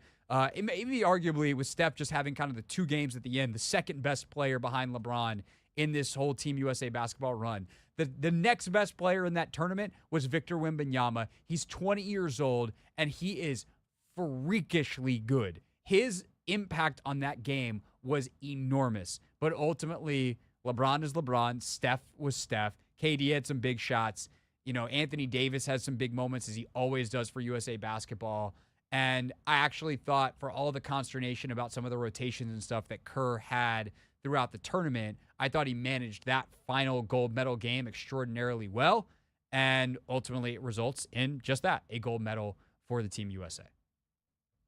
Yeah, the last 2 games that we got to watch Team USA play in, first against the Serbs. To be honest, Craig, that might be one of the best games I've ever watched. And maybe it's because they completed a comeback, but also it's just the fact that the Serbs literally had the game of their lives. They could not miss. It didn't matter if they were banking it in off the backboard. They were, hitting contested shots. It was just like, oh my gosh, these guys can't miss. But Team USA never panicked. They didn't get rattled. They just played their game. And down the stretch, when it mattered most, you saw LeBron step up to the plate. You saw Steph Curry hit a big shot. You saw Kevin Durant with the game on the line, up 2, do his shimmy shake and put them up 4. So it was just, a combination of things down the stretch. And then against the French, in France, it was. Let me add this color to this. I'm glad you brought that up. The French crowds, I was obviously at track and field, or athletics as they call it, right? It didn't matter if the French person running, man, woman, was the last place ranked coming in. They were, it was unbelievable, the support for the French athletes. And so even I was at the semifinal game for the women's basketball, and actually that was kind of a wacky bit because I think most people thought that the games would be reversed, and then France made the semifinal. So we had actually had tickets. Local time was 5:30 for the first semifinal, 9 o'clock for the second semifinal. We had 5:30 tickets, sold them, bought 9 o'clock tickets, and then I got a notification that the USA game was at 5:30 and was like, well, shoot. Sold those, so we lost 80 euros in transaction fees, but we're able to resell the tickets, luckily, and go to the USA game. But I think there wound up being a lot of people at that game that were French fans because they thought France was going to be playing. And there was, for every other event, no one was scalping tickets outside. For that event, there were, because I think people anticipated the games being reversed. But point being, at the USA-Australia women's basketball semifinal, there were still a ton of French fans, and in some of the breaks, they'd just be like, allez les bleus, allez les bleus, which is, let's go the blue, the French. That's their, national sporting chant. And so to bring that back to the men's game where, they're actually playing, we're going to talk about a hostile road environment. It was tremendous to watch this team come together and fight against that. And the energy. And I also think because, obviously France wants to win the gold medal, it's probably more anti-U.S., not anti-U.S., but don't want to see the U.S. win because it helps the French chances of winning a gold medal in that Serbia game as well. And, I have a lot of admiration for how they handled that. And I also think it's why Durant, Curry, and LeBron were so important for this team, because the supreme confidence they had came through. And I think, that's why Jrue Holiday played important minutes. Jrue is so not scared of any moment. Even he comes up at one possession late in one of those games. I think it was the gold medal game, fourth quarter. He comes up and he's got a shot and he's like, I don't care that I'm here to play defense and rebound and do the small stuff. I'm Jrue freaking Holiday. I'm an NBA All-Star. I can make the shot and bangs home a 3. He's not scared to take the shots he's supposed to take. Where, I think there were other guys, some of the younger players, that at times were deferential or trying to force certain things. And to be honest, I think that's part of the Tatum thing is, Tatum kind of was trying to find his role in a way that he didn't really fit in the same way that, Devin Booker was, willing to put his hand up, be like, I will be a role player. I will stand in the corner. I will attack closeouts. I will make shots. I will dive on the floor. And, Tatum played hard, but his game doesn't fit with those other guys, and you see the confidence that Durant, James, and Curry bring to the floor. And to an extent, I would say Davis. I think Adebayo plays that way because his game fits really well. And I think I have a lot of admiration for the way Kerr handled the last 2 games specifically, because he wasn't, at that point, it's screw egos. We're not going to play the guys who don't fit. I think he realized pretty quickly in that France game that Embiid had a pretty limited impact because Wembanyama is so mobile. And so getting Anthony Davis and Bam Adebayo out there was the better play. They found, okay, well, who's the most alien-like guy we have? Let's put Durant on Wemby. And that helped slow him down a little bit, made his life a little bit harder. LeBron was such a dedicated rebounder in this tournament.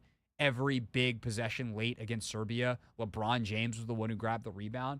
And, that was really, truly, inspiring to watch. Is watching these guys put their egos to the side and just be like, this is how you freaking win. And they are champions, Olympic champions, but they were champions before that, and they brought that championship mentality, skill set, everything to that game. And it was really, really fun to watch as a sports fan, and obviously very fun to watch as an American who, wanted them to win. Yeah, I think proud is just, I think that's the best word to sum it up, to be honest, just because of how selfless those guys were.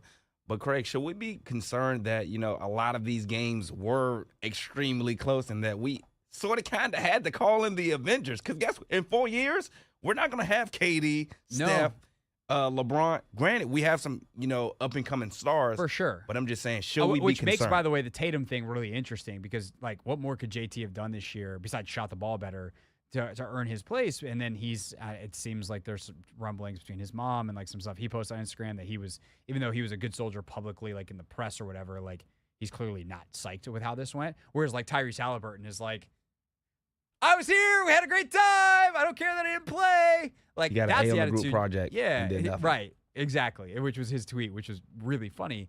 And I think that makes 4 years from now really interesting. Is like, does USA Basketball mend its relationship with Jason Tatum, and can he be a guy that is like that? Is he even the best player, 4 years from now, or is it an Anthony Edwards? Like, who is the guy that can get to that level 4 years from now? And I don't know who it is. And I think that's like the really interesting thing about the state of basketball in the world is for the first time, maybe ever, it's really hard to say the best player in the world's an American unless like you're going one game situation where LeBron is apparently still him at 39. But if you take LeBron out of it, like the next best players in the world are Giannis, Jokic. I know it doesn't really translate with his Team USA team, but Embiid and Wemby. And, like, who's next? Is it Anthony Edwards? Probably. But he's still only going to be 26 4 years from now. But I think this experience was super valuable for him. You wonder about Zion and Ja, like those guys. Cooper Flagg, bluntly. Yep. Who's still 17 now, but, he'll probably be on that 28 team, hopefully representing the Washington Wizards well. But yeah, I think it's a great question. It's really interesting in terms of the kind of the future of USA basketball. A guy like Bam, but like Bam's not going to be the 30-point in a final guy. And so who develops? But then again, like a guy like Halliburton probably it could be a part of this, and he didn't really play much. But 4 years ago, did we ever think that Tyrese Halliburton would make the 2024 Olympic team? So there'll be people that emerge that we don't know right now that'll be a part of that. But I think one thing USA Basketball has figured out on the men's side specifically, and we'll talk about the women coming up at 6:30, is you need these glue guys. You need the Andre Iguodala's. You need Tayshaun Prince back in the day. Like, you need these really essential Drew Holiday, Derek White players. And so who those guys are also really important, and I think are going to be interesting going into a home Olympics in 2028, where certainly the USA is going to want to defend its gold on home turf, home court, in what will be the Intuit Dome, which is where those games will be played. All right, it's the Hoffman Show. We're on the Team 980. We're always live as well on the free Odyssey app. We'll talk about the women's game, the closest win they've ever had in a 61-game win streak that does end with them getting their 8th gold medal. But I think a lot of the talk is about some of the roster management and who was not on the team. We'll talk about that coming up at 6:30. Next, though, our pick 6 at 6. More from the Commanders' loss to the Jets in the preseason opener and practice today. Lots from Dan Quinn that was interesting as he stepped to the podium.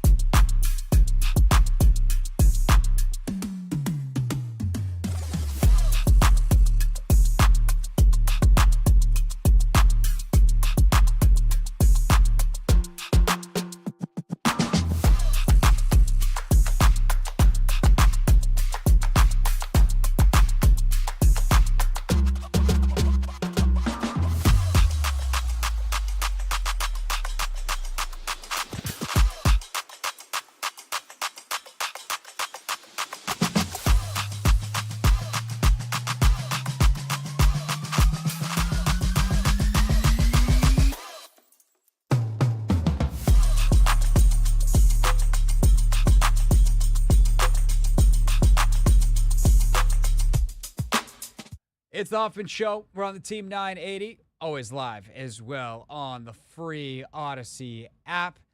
And just after 6 o'clock, it is time on a day after Commanders or show after Commanders day to get you caught up on the latest news and notes around the team. It's time for a pick six at 6. The 6 biggest Commander storylines. It is caught! Delivered at 6 o'clock sharp. It's the Pick 6 at 6. We set out to find a leader, someone who could take this franchise to the next level, build an elite team that consistently competes for championships. All right, biggest thing always after a game, and especially as we get later into camp, what's the injury situation? So with that, Anthony, this is the part where you hit the number. If the technology will let you. Let's see, can I hit the numbers? Number 1. Oh, apparently I can hit the numbers now. Earlier in the show, I couldn't. Anthony could. Now Anthony can't. I can't. We'll take it. Number 1. All right, the injury updates. And let's hear from Quinn, and then we'll get some more thoughts on just kind of how the injuries could shape some things. Sam will be out today and tomorrow, and I would say if he and a couple of other guys don't make it back in time for practice, then they wouldn't play Saturday. So that would be where we're at. But it's not something that we're looking at long term. But for he and a couple of other guys, it would be like Brandon Coleman and Johnny Newton. That'll be Sam. It'll be a longer, more like day to day. And then if they don't make it at the practice, then we'll push it in for next week. One other setback we had was Jordan McGee. So he had injured his knee in the game. We're gonna get some more testing and that kind of stuff. So that was a bummer for sure. I thought he was off to a good start, so I'm hopeful. But we'll see what the rest of the day and tomorrow looks like as well. But he'll be out for this week for sure. The reference to Sam at the beginning of that, Sam Hartman, the quarterback, has a shoulder injury, and that actually would be kind of big because he's probably supposed to take a lot of snaps. So, like, Jeff Driscoll, get ready to play, buddy.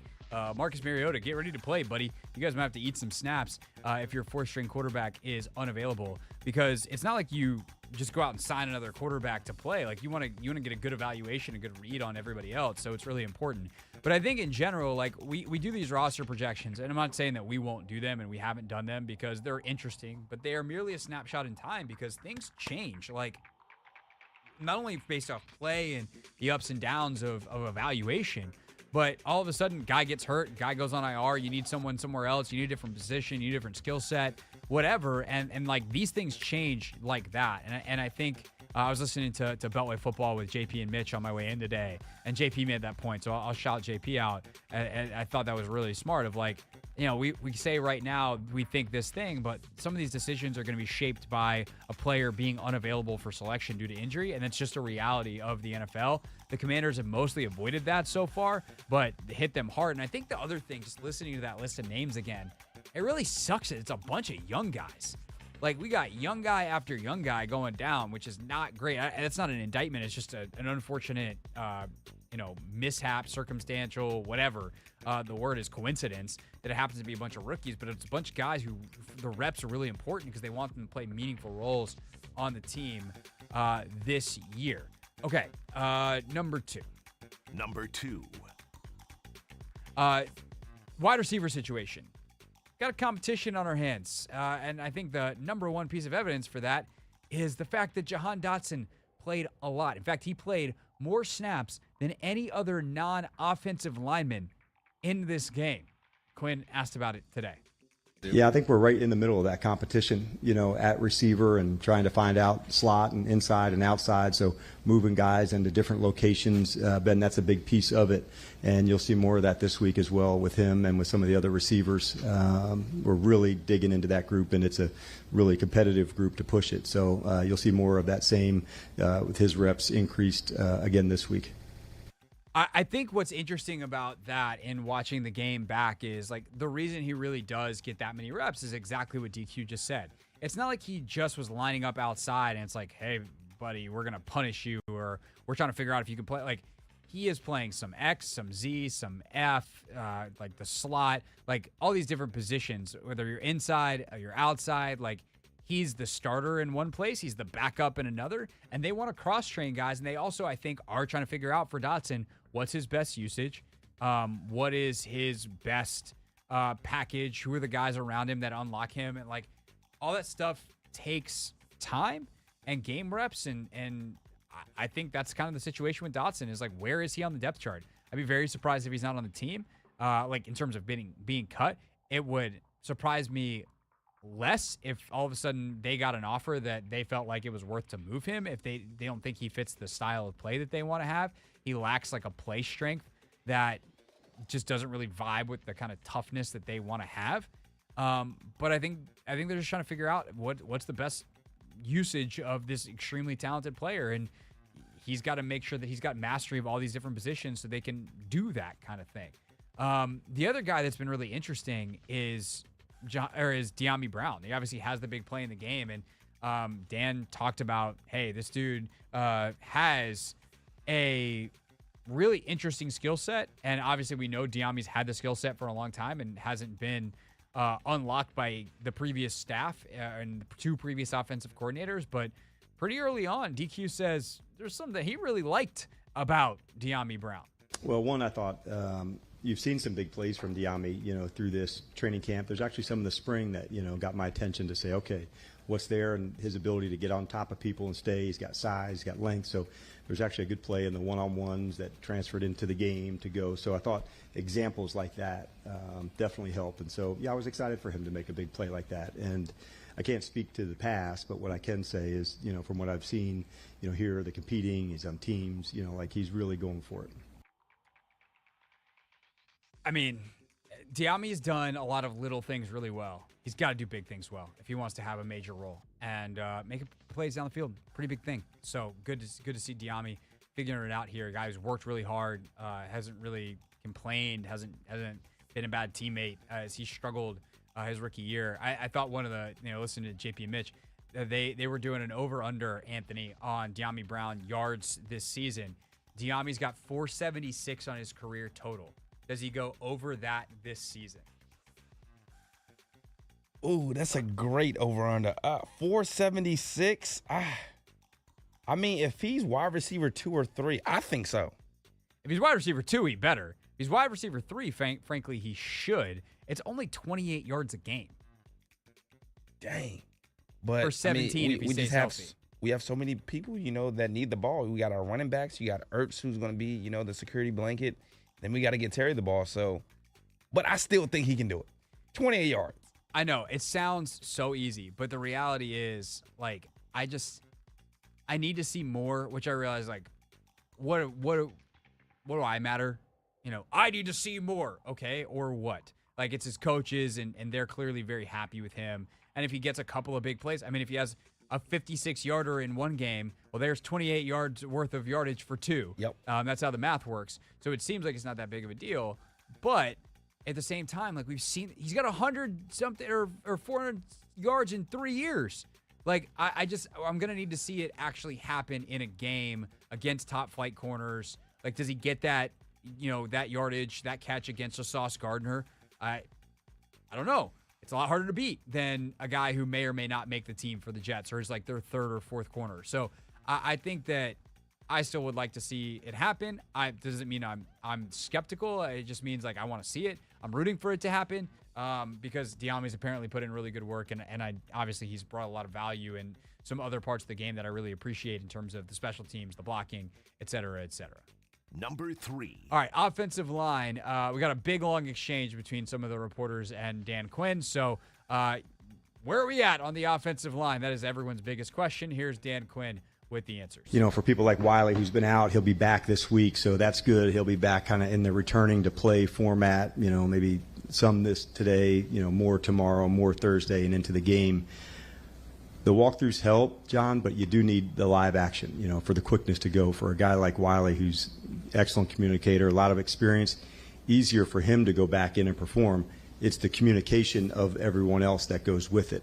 And so that part is important. So to have Wiley back into the process here this week heading in, that's a big deal. And we'll continue to work that hard. where are you at with the offensive line, and what would you tell fans who are a little bit concerned about that group at the moment? Well, I would say, one, I thought at the practice, without Wiley, I thought the guys did a good job, and Coleman. So with those two outs, then it came to Lucas, and we actually moved Chris Paul out to tackle some. He had some of that experience in college, and so we wanted to give that a go as well. So I thought interior, I felt secure with where we're at, but on the outside, I thought actually the guys did a good job of being in new spots. When you get knocked out of a few offensive tackles heading into a game, as a coach, you're wanting to see, all right, what opportunity will be there for the next. So there was some good movement, especially interior for the run game, but there's stuff that I definitely liked. I think that's totally fair. I thought Cliff did a tremendous job of protecting the tackles. And then on the interior, Allegretti had a couple mistakes and whatever, and it's his first game with this group. Biotish really showed well. Cosme had the false start, but shows well. Overall, though, they were moving the Jets. Now, it's not like they were moving Quinnen Williams, so let's call it what it is. But they rushed the ball really, really well with that first group, and a lot of that was inside yardage. And you let Brian Robinson get to the line of scrimmage untouched, as big and as powerful as he is, and as literally as tall as he is when he falls forward, he's going to get 4 yards. And if you can get him into the second level, then he can get 20, 30, or 50 yards. He's that good. And so I think that there is a lot to be encouraged about inside on the O-line. I think later down the depth chart, there was some stuff that wasn't great. Logan and I talked about on Take Command. Logan was Dieter had a rough one. But ultimately, the tackle stuff is where you're most concerned. And getting Wiley back will help shore that up in a major way, but they still need to figure out left tackle. And we'll see with the health of Brandon Coleman what they do at that spot. Number 4. It's a tradition for Dan Quinn. They call it Tell the Truth Mondays. It's their film review. They're honest. This is something that you heard about a lot when he was in Dallas and how much players enjoyed it because there's just a realness to watching film. It's hey, let's see what happened. Here's the good. Here's the bad. We're going to tell the truth because the film don't lie. And it's the first one of those for the rookies. How'd it go, Dan Quinn, today before practice? Yeah, I think there's also a lot of angst, on everybody on the roster when you don't know where you're at and how you stand or where you're at on your performance. So the best thing that, that we talk about is engagement with the coaches. And so there were some examples of that today. What did you see here? What were you looking at? So we can have a better insight about why something may or may not have happened. And then hopefully we can unlock that to make sure, okay, I didn't know that you weren't clear on this rule, this topic, this thing, and then we can really work to it. The second part that we hit on is corrections are part of what we do. And so don't harden your heart to the corrections. If we were actually silent about them, we really wouldn't be doing any of us, any justice. So let's make sure these are the things that we thought you did well. These are the things that we want to emphasize heading into this week from practice into the game. I mean, that is what you want out of a coach in terms of mentality is hey, let us coach you. Don't worry about don't feel embarrassment. Don't feel shame. Don't feel whatever. Let's just watch it. Let's tell the truth and let's see what happens in terms of we'll tell you what we want you to do about it. And then we'll see what happens in your ability to implement these things on the practice field.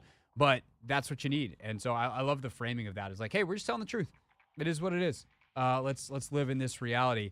And so good to hear that it ultimately went well. Not that I would expect Dan Quinn to get up and be actually, guys, we're terrible in the film room today. Number 5. Probably a fun film session for Ben Sinnott, the rookie tight end. Big rumbling catch down the middle, had a couple of nice blocks as well. What did DQ see from Sinnott, as well as a couple of other rookies in the game against the Jets? It was a huge positive. I think it's a good question because you're one of today. Did you see what you saw then come to life now? And that's what you wanted to do whenever you select somebody or add somebody to the team to say, this is what I think he could add. And so I think we were clear on the run blocking, about the physicality of what he could do.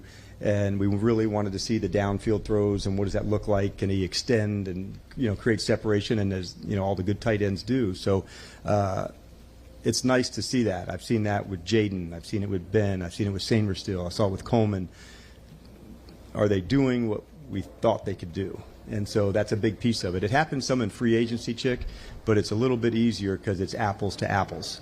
You saw him play, against Philadelphia. He did that trait, So, okay, we're seeing the same things here, but when it happens from the college side, that's why I think the college scouting is like where the real art of it all is, because it's how do they transfer that skill onto your team when they're not playing, whatever that competition might be. So I thought for he and for some of his other teammates, that was a really good thing.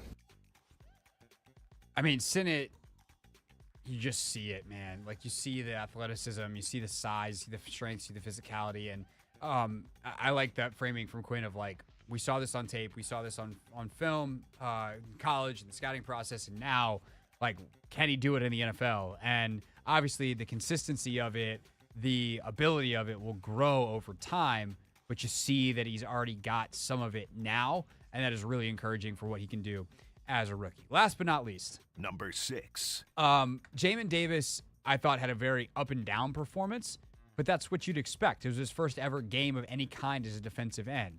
But I think the encouraging sign for Jamin is how he's attacking this challenge. You'll hear more actually from Davis later on in the week as he's talked about this a little bit, and we'll get that sound for you. I know JP and Ben Standig had some sound on their Twitter pages if you want to go find it. But here was DQ on Jamin earlier today. Yeah, I think what I learned, I really felt like the speed and physicality. Those were the things that I could see that, the tackling to go. And so that was what I saw. And so to get a real look at this at the D end, you have to get it in the game and you have to get the exposures for it. So I was pleased with what I saw from him. I thought it was really interesting that the thing that he seemed to do best was like run and chase ball carriers. Like, he read the run game pretty well, and he would pursue the football and showed some speed. And there's one or two plays where he chases back down from the backside, and that's kind of freakishly athletic stuff that Jayden Davis was drafted in the first round for. But we also know that he is learning this pass rush thing, and I am hoping soon in practice, at the very least, we see a breakthrough there, that he has a couple really good rushes, that he starts to show some pop.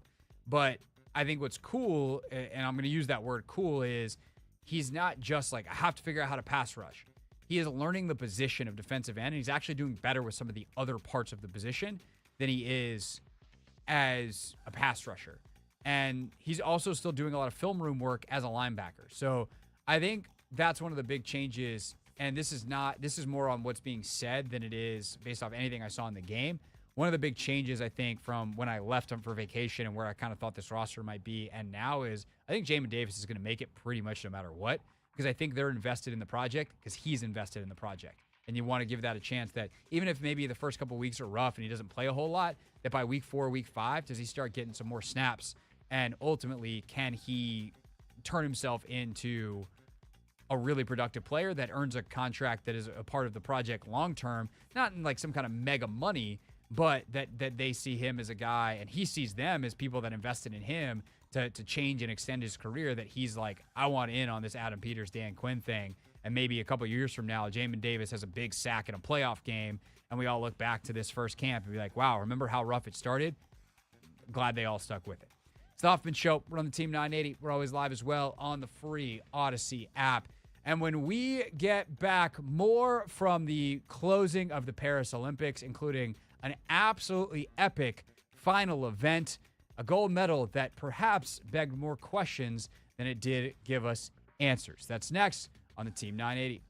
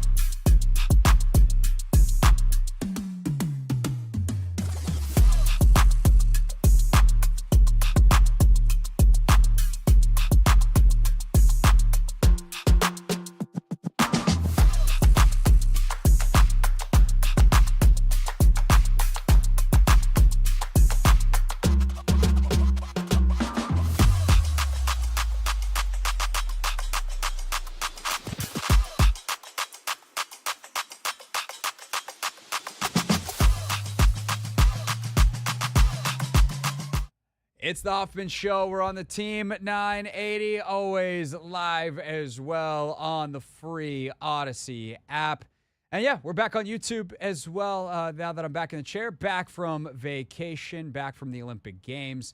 You can watch us daily at the Team 980. Don't forget, though, the podcast never went anywhere.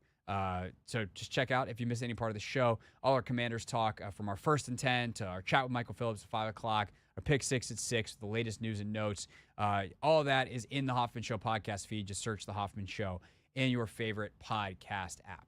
Right now, though, we will turn our attention one of the final times. I do want to do some stories and stuff from my vacation and my trip over to Paris with the Olympics and just like some fun non-Olympic stuff later in the week. But with the Commanders obviously coming off the game on Saturday, we spent most of the show today as a traditional football radio show as opposed to summer fun, if you will. But in terms of the actual competition, one of our big last game previews or breakdowns, I guess not previews, one of our last big game breakdowns here on the show will be the last event of the Olympics, which was the USA's 67-66 win over France in the gold medal game of women's basketball. And I watched this one live, actually, at 38,000 feet, Anthony. I got the alert, actually. Didn't watch the first half, but kind of got caught up on it.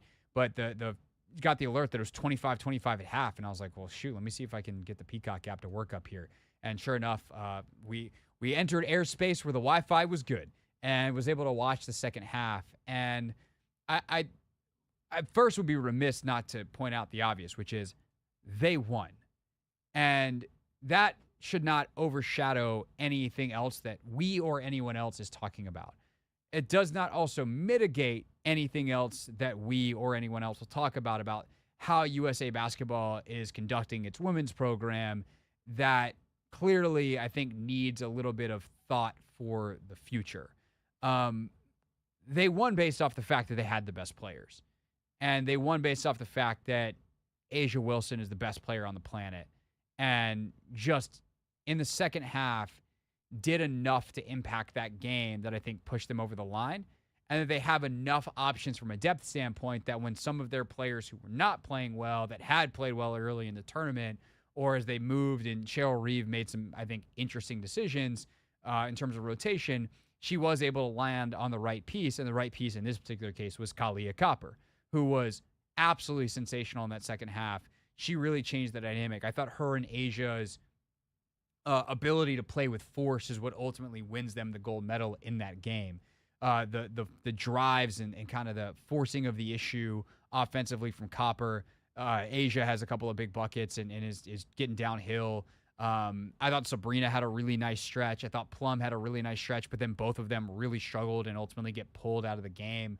And, you know, Asia's defensive presence, Stewie's ability to get out in transition and get easy buckets, I think was something that was massive throughout the entire tournament. She had a couple in that second half as well.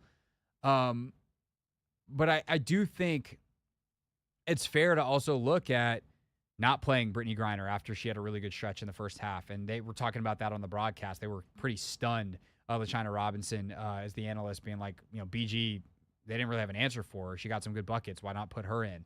You know, all the consternation about Diana Taurasi making that team, France's guards were putting a ton of ball pressure.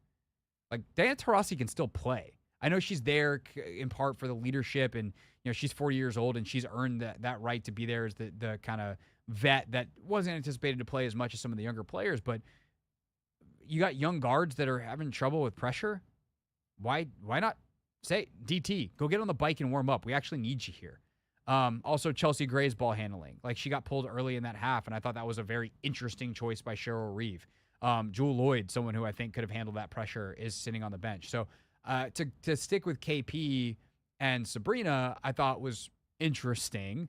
And then brought in the Caitlin Clark discussion, which I actually thought, like, doesn't undo much of the silly conversation. Now, let me put that to the back burner for a second. Anthony, when you look at the game as it played out, before we get to some of the hypotheticals and some of the things I think need to be looked at, anything big that you think I missed there in terms of why the USA was ultimately able to survive that, and also kind of getting lucky the game doesn't go to overtime at the end. Tremendous play by Gabby Williams, Marine Johannes, like so much respect for that French team and the boost the crowd gave them and the whole deal. But anything else that really stuck out to you in terms of what happened versus potentially what could have happened? I think you touched on a lot of the things I would have touched on. One thing, and this was like throughout the tournament, that, you know, both the men and women didn't necessarily have, and I think that was just shooting. Like, we hit 2 threes. They end up hitting 7 threes, and, you know, we see on the international level how important, you know, the 3-ball is. When we play South Sudan, they hit a barrage of threes. We played Serbia, they hit a barrage of threes. Granted, and by the way, the men come back because Steph Curry hits a barrage of threes. Exactly. So I think it is great that we have, you know, Stewie and Asia to play through, but I think you also need a little bit more outside shooting.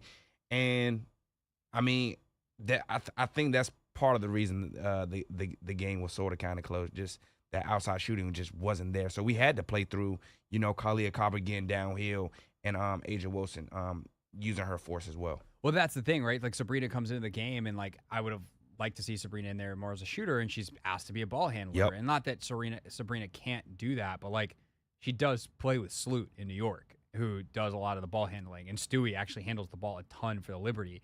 Like, Sabrina's at her best when she can be a shooter, and kind of that all-around game, which then actually transitions very nicely into the Caitlin Clark discussion.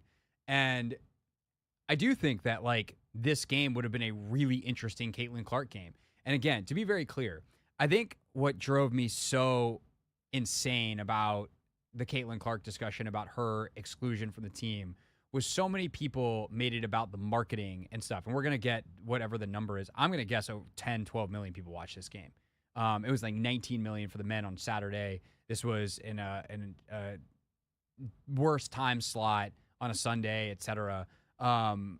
But I still think we're going to get a monster number for NBC for this game. I haven't seen that come out yet, but people watched. And NBC, throughout the entire tournament for the women, got the best ratings it's gotten in a long time because women's basketball is more popular than it's been.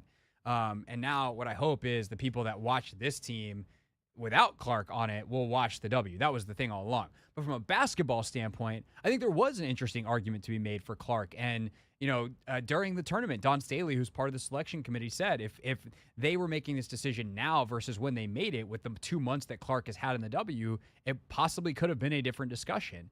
But I think that her passing ability and her ability to create easy looks on this team would have been really useful in that game. Her three-point shooting would have been really useful in that game. I also would be remiss if I didn't say that her propensity to turn the basketball over could have been an absolute killer in that game. Like, the if you think she struggles with the physicality in the W, take a look at the physicality. There's an even different level in the international game, and especially in that game where the refs just decided they were going to try to help France win. And I don't say that very often, but that was absolutely hideously one-sided officiating game. And enough that, like, NBC, who tries to be very, very nice to the IOC and their partner with the Olympics, was pretty straightforward about how bad it was. That it was very, very not just inconsistent, but lopsided towards the French. And so I think that, like, Clark is the most well-known name and thus is going to be the most debated. The player they needed was Arike Ogunbowale. Like, the irony of this Olympic team's story arc is it started with a loss in the All-Star game to Team WNBA because Arike Ogunbowale went on an all-time heater where she scored, 30 and a half? Yep. And it ended in a game where they win by 1 point. And the game-tying shot, Gabby Williams' foot is on the line as time expires, or it would have gone to overtime, and who knows what would have happened there. I think 9 times out of 10, the U.S. probably wins, but who knows? All you need is one. And that game, they needed Arike Ogunbowale. They needed her ball handling. They needed her shot creation. They needed her three-point shooting. And she took herself out because of how USA Basketball has played politics for years and years and years with that roster. And it hasn't really mattered because the U.S. not only has the 12 best players in the world, they probably have the best 20 to 25. And the fact that the French got close, like, yes, is the rest of the world catching up and is Belgium a legitimately good team? Is France a legitimately good team? Absolutely. But the Nike ad stung because it's true. Every 4 years, it's so valiant that these teams show up to play for second place. And it really is that. The talent gap is still that wide. It's closing, but we are still, I think, multiple Olympiad away from a team that should compete in a, hey, if they played a 7-game series, it's not a sweep for the USA. The talent disparity, U.S. versus everyone else, is still there.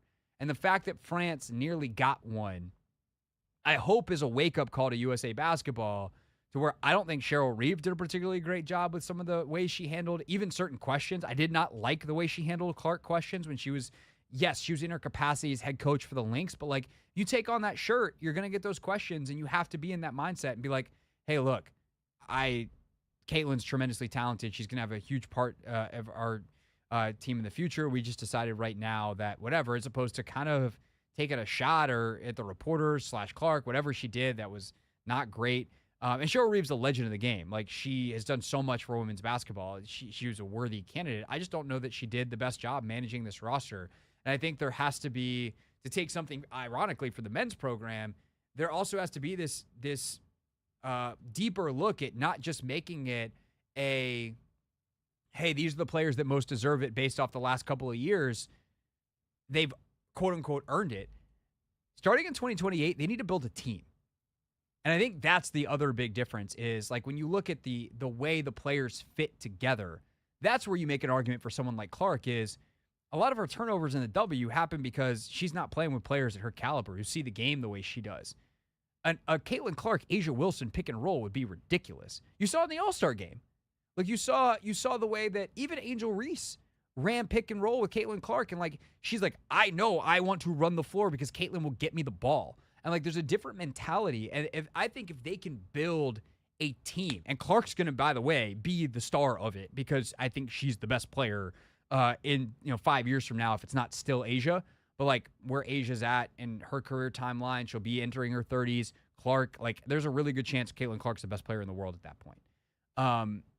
But she's going to be an integral part either way. And Angel probably will be there as well. But Angel's actually kind of the perfect player, right? Like, she's not, she's a star, but like, the best version of Angel Reese is going to be a starring role where she's going to have 20 rebounds and set great screens and like bring an energy and a bleep you attitude to every single game that can help keep an edge in a tournament like the Olympics, where you probably win a couple of games going away, and then you have to be sharp in that one where you need it. And so, who's the Drew Holiday? Who's the Derek White? Who are those players in USA's pool that they say these players are worth bringing to help our team versus an all-star team that's so talented they can beat everyone else in the world? I think that's the shift in the USA women's program that has to happen moving forward. And it was quite evident in that game against France, where it was junky and they just eventually found the right mix of talent, as opposed to being like, this is the lineup, these are the groups that we can rely on, which I think is a totally different way, which is not all on Cheryl Reeve, by the way. That's on the selection committee to give her those tools. And in some ways, you have to give Reeve credit for figuring it out in the end. Yeah, because I think you make a great point, especially when you talk about building a team. You got the Kalia Kappas of the world. You got the Jackie Youngs of the world. Those are the Drew Holidays and Derek Whites. Those are the pieces you necessarily need. And it's just crazy, it took until, the second half of the game to, play Kalia Kappa and see how much of an impact she can have, because she's literally one of the most athletic, guards in the WNBA, and we barely got to see her. But to your point, like, I'm glad they were able to figure it out. But if Jackie Young doesn't get in foul trouble, do we necessarily figure it out? Do we find out? Yeah, I know. That's a great point. And God, two of the I think it was her second or third fouls, absolute jokes of a call. Yeah, that bad was stuff. Awful. But yeah, so that to me is where that program's kind of got to go moving forward, evolving to the next phase if they want their 9th gold medal in 2028, which they could probably get this way. They probably get their 10th in 2032 as well, if we're being honest. But the world is catching up as the investment in women's sports worldwide is growing, and generations of players have new idols to look up to. And it's growing the sport organically in a lot of other countries. France, Belgium, certainly two amongst them. Two of the four semifinalists. Who wound up winning it was Australia, who's had a great history, actually, of women's basketball, taking home the bronze. All right, when we get back, we wrap up the show. Real things, real people said, into real microphones.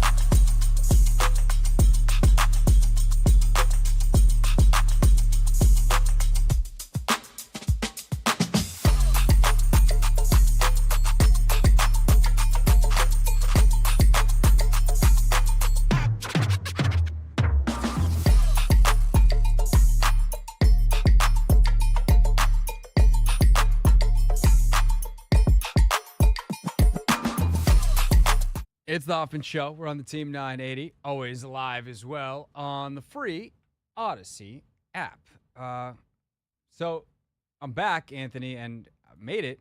I'm actually not like terribly tired, which is saying something because about 23 hours ago, I was pretty close to passing out on the couch in my home. Jet lag is not easy to overcome. It is brutal.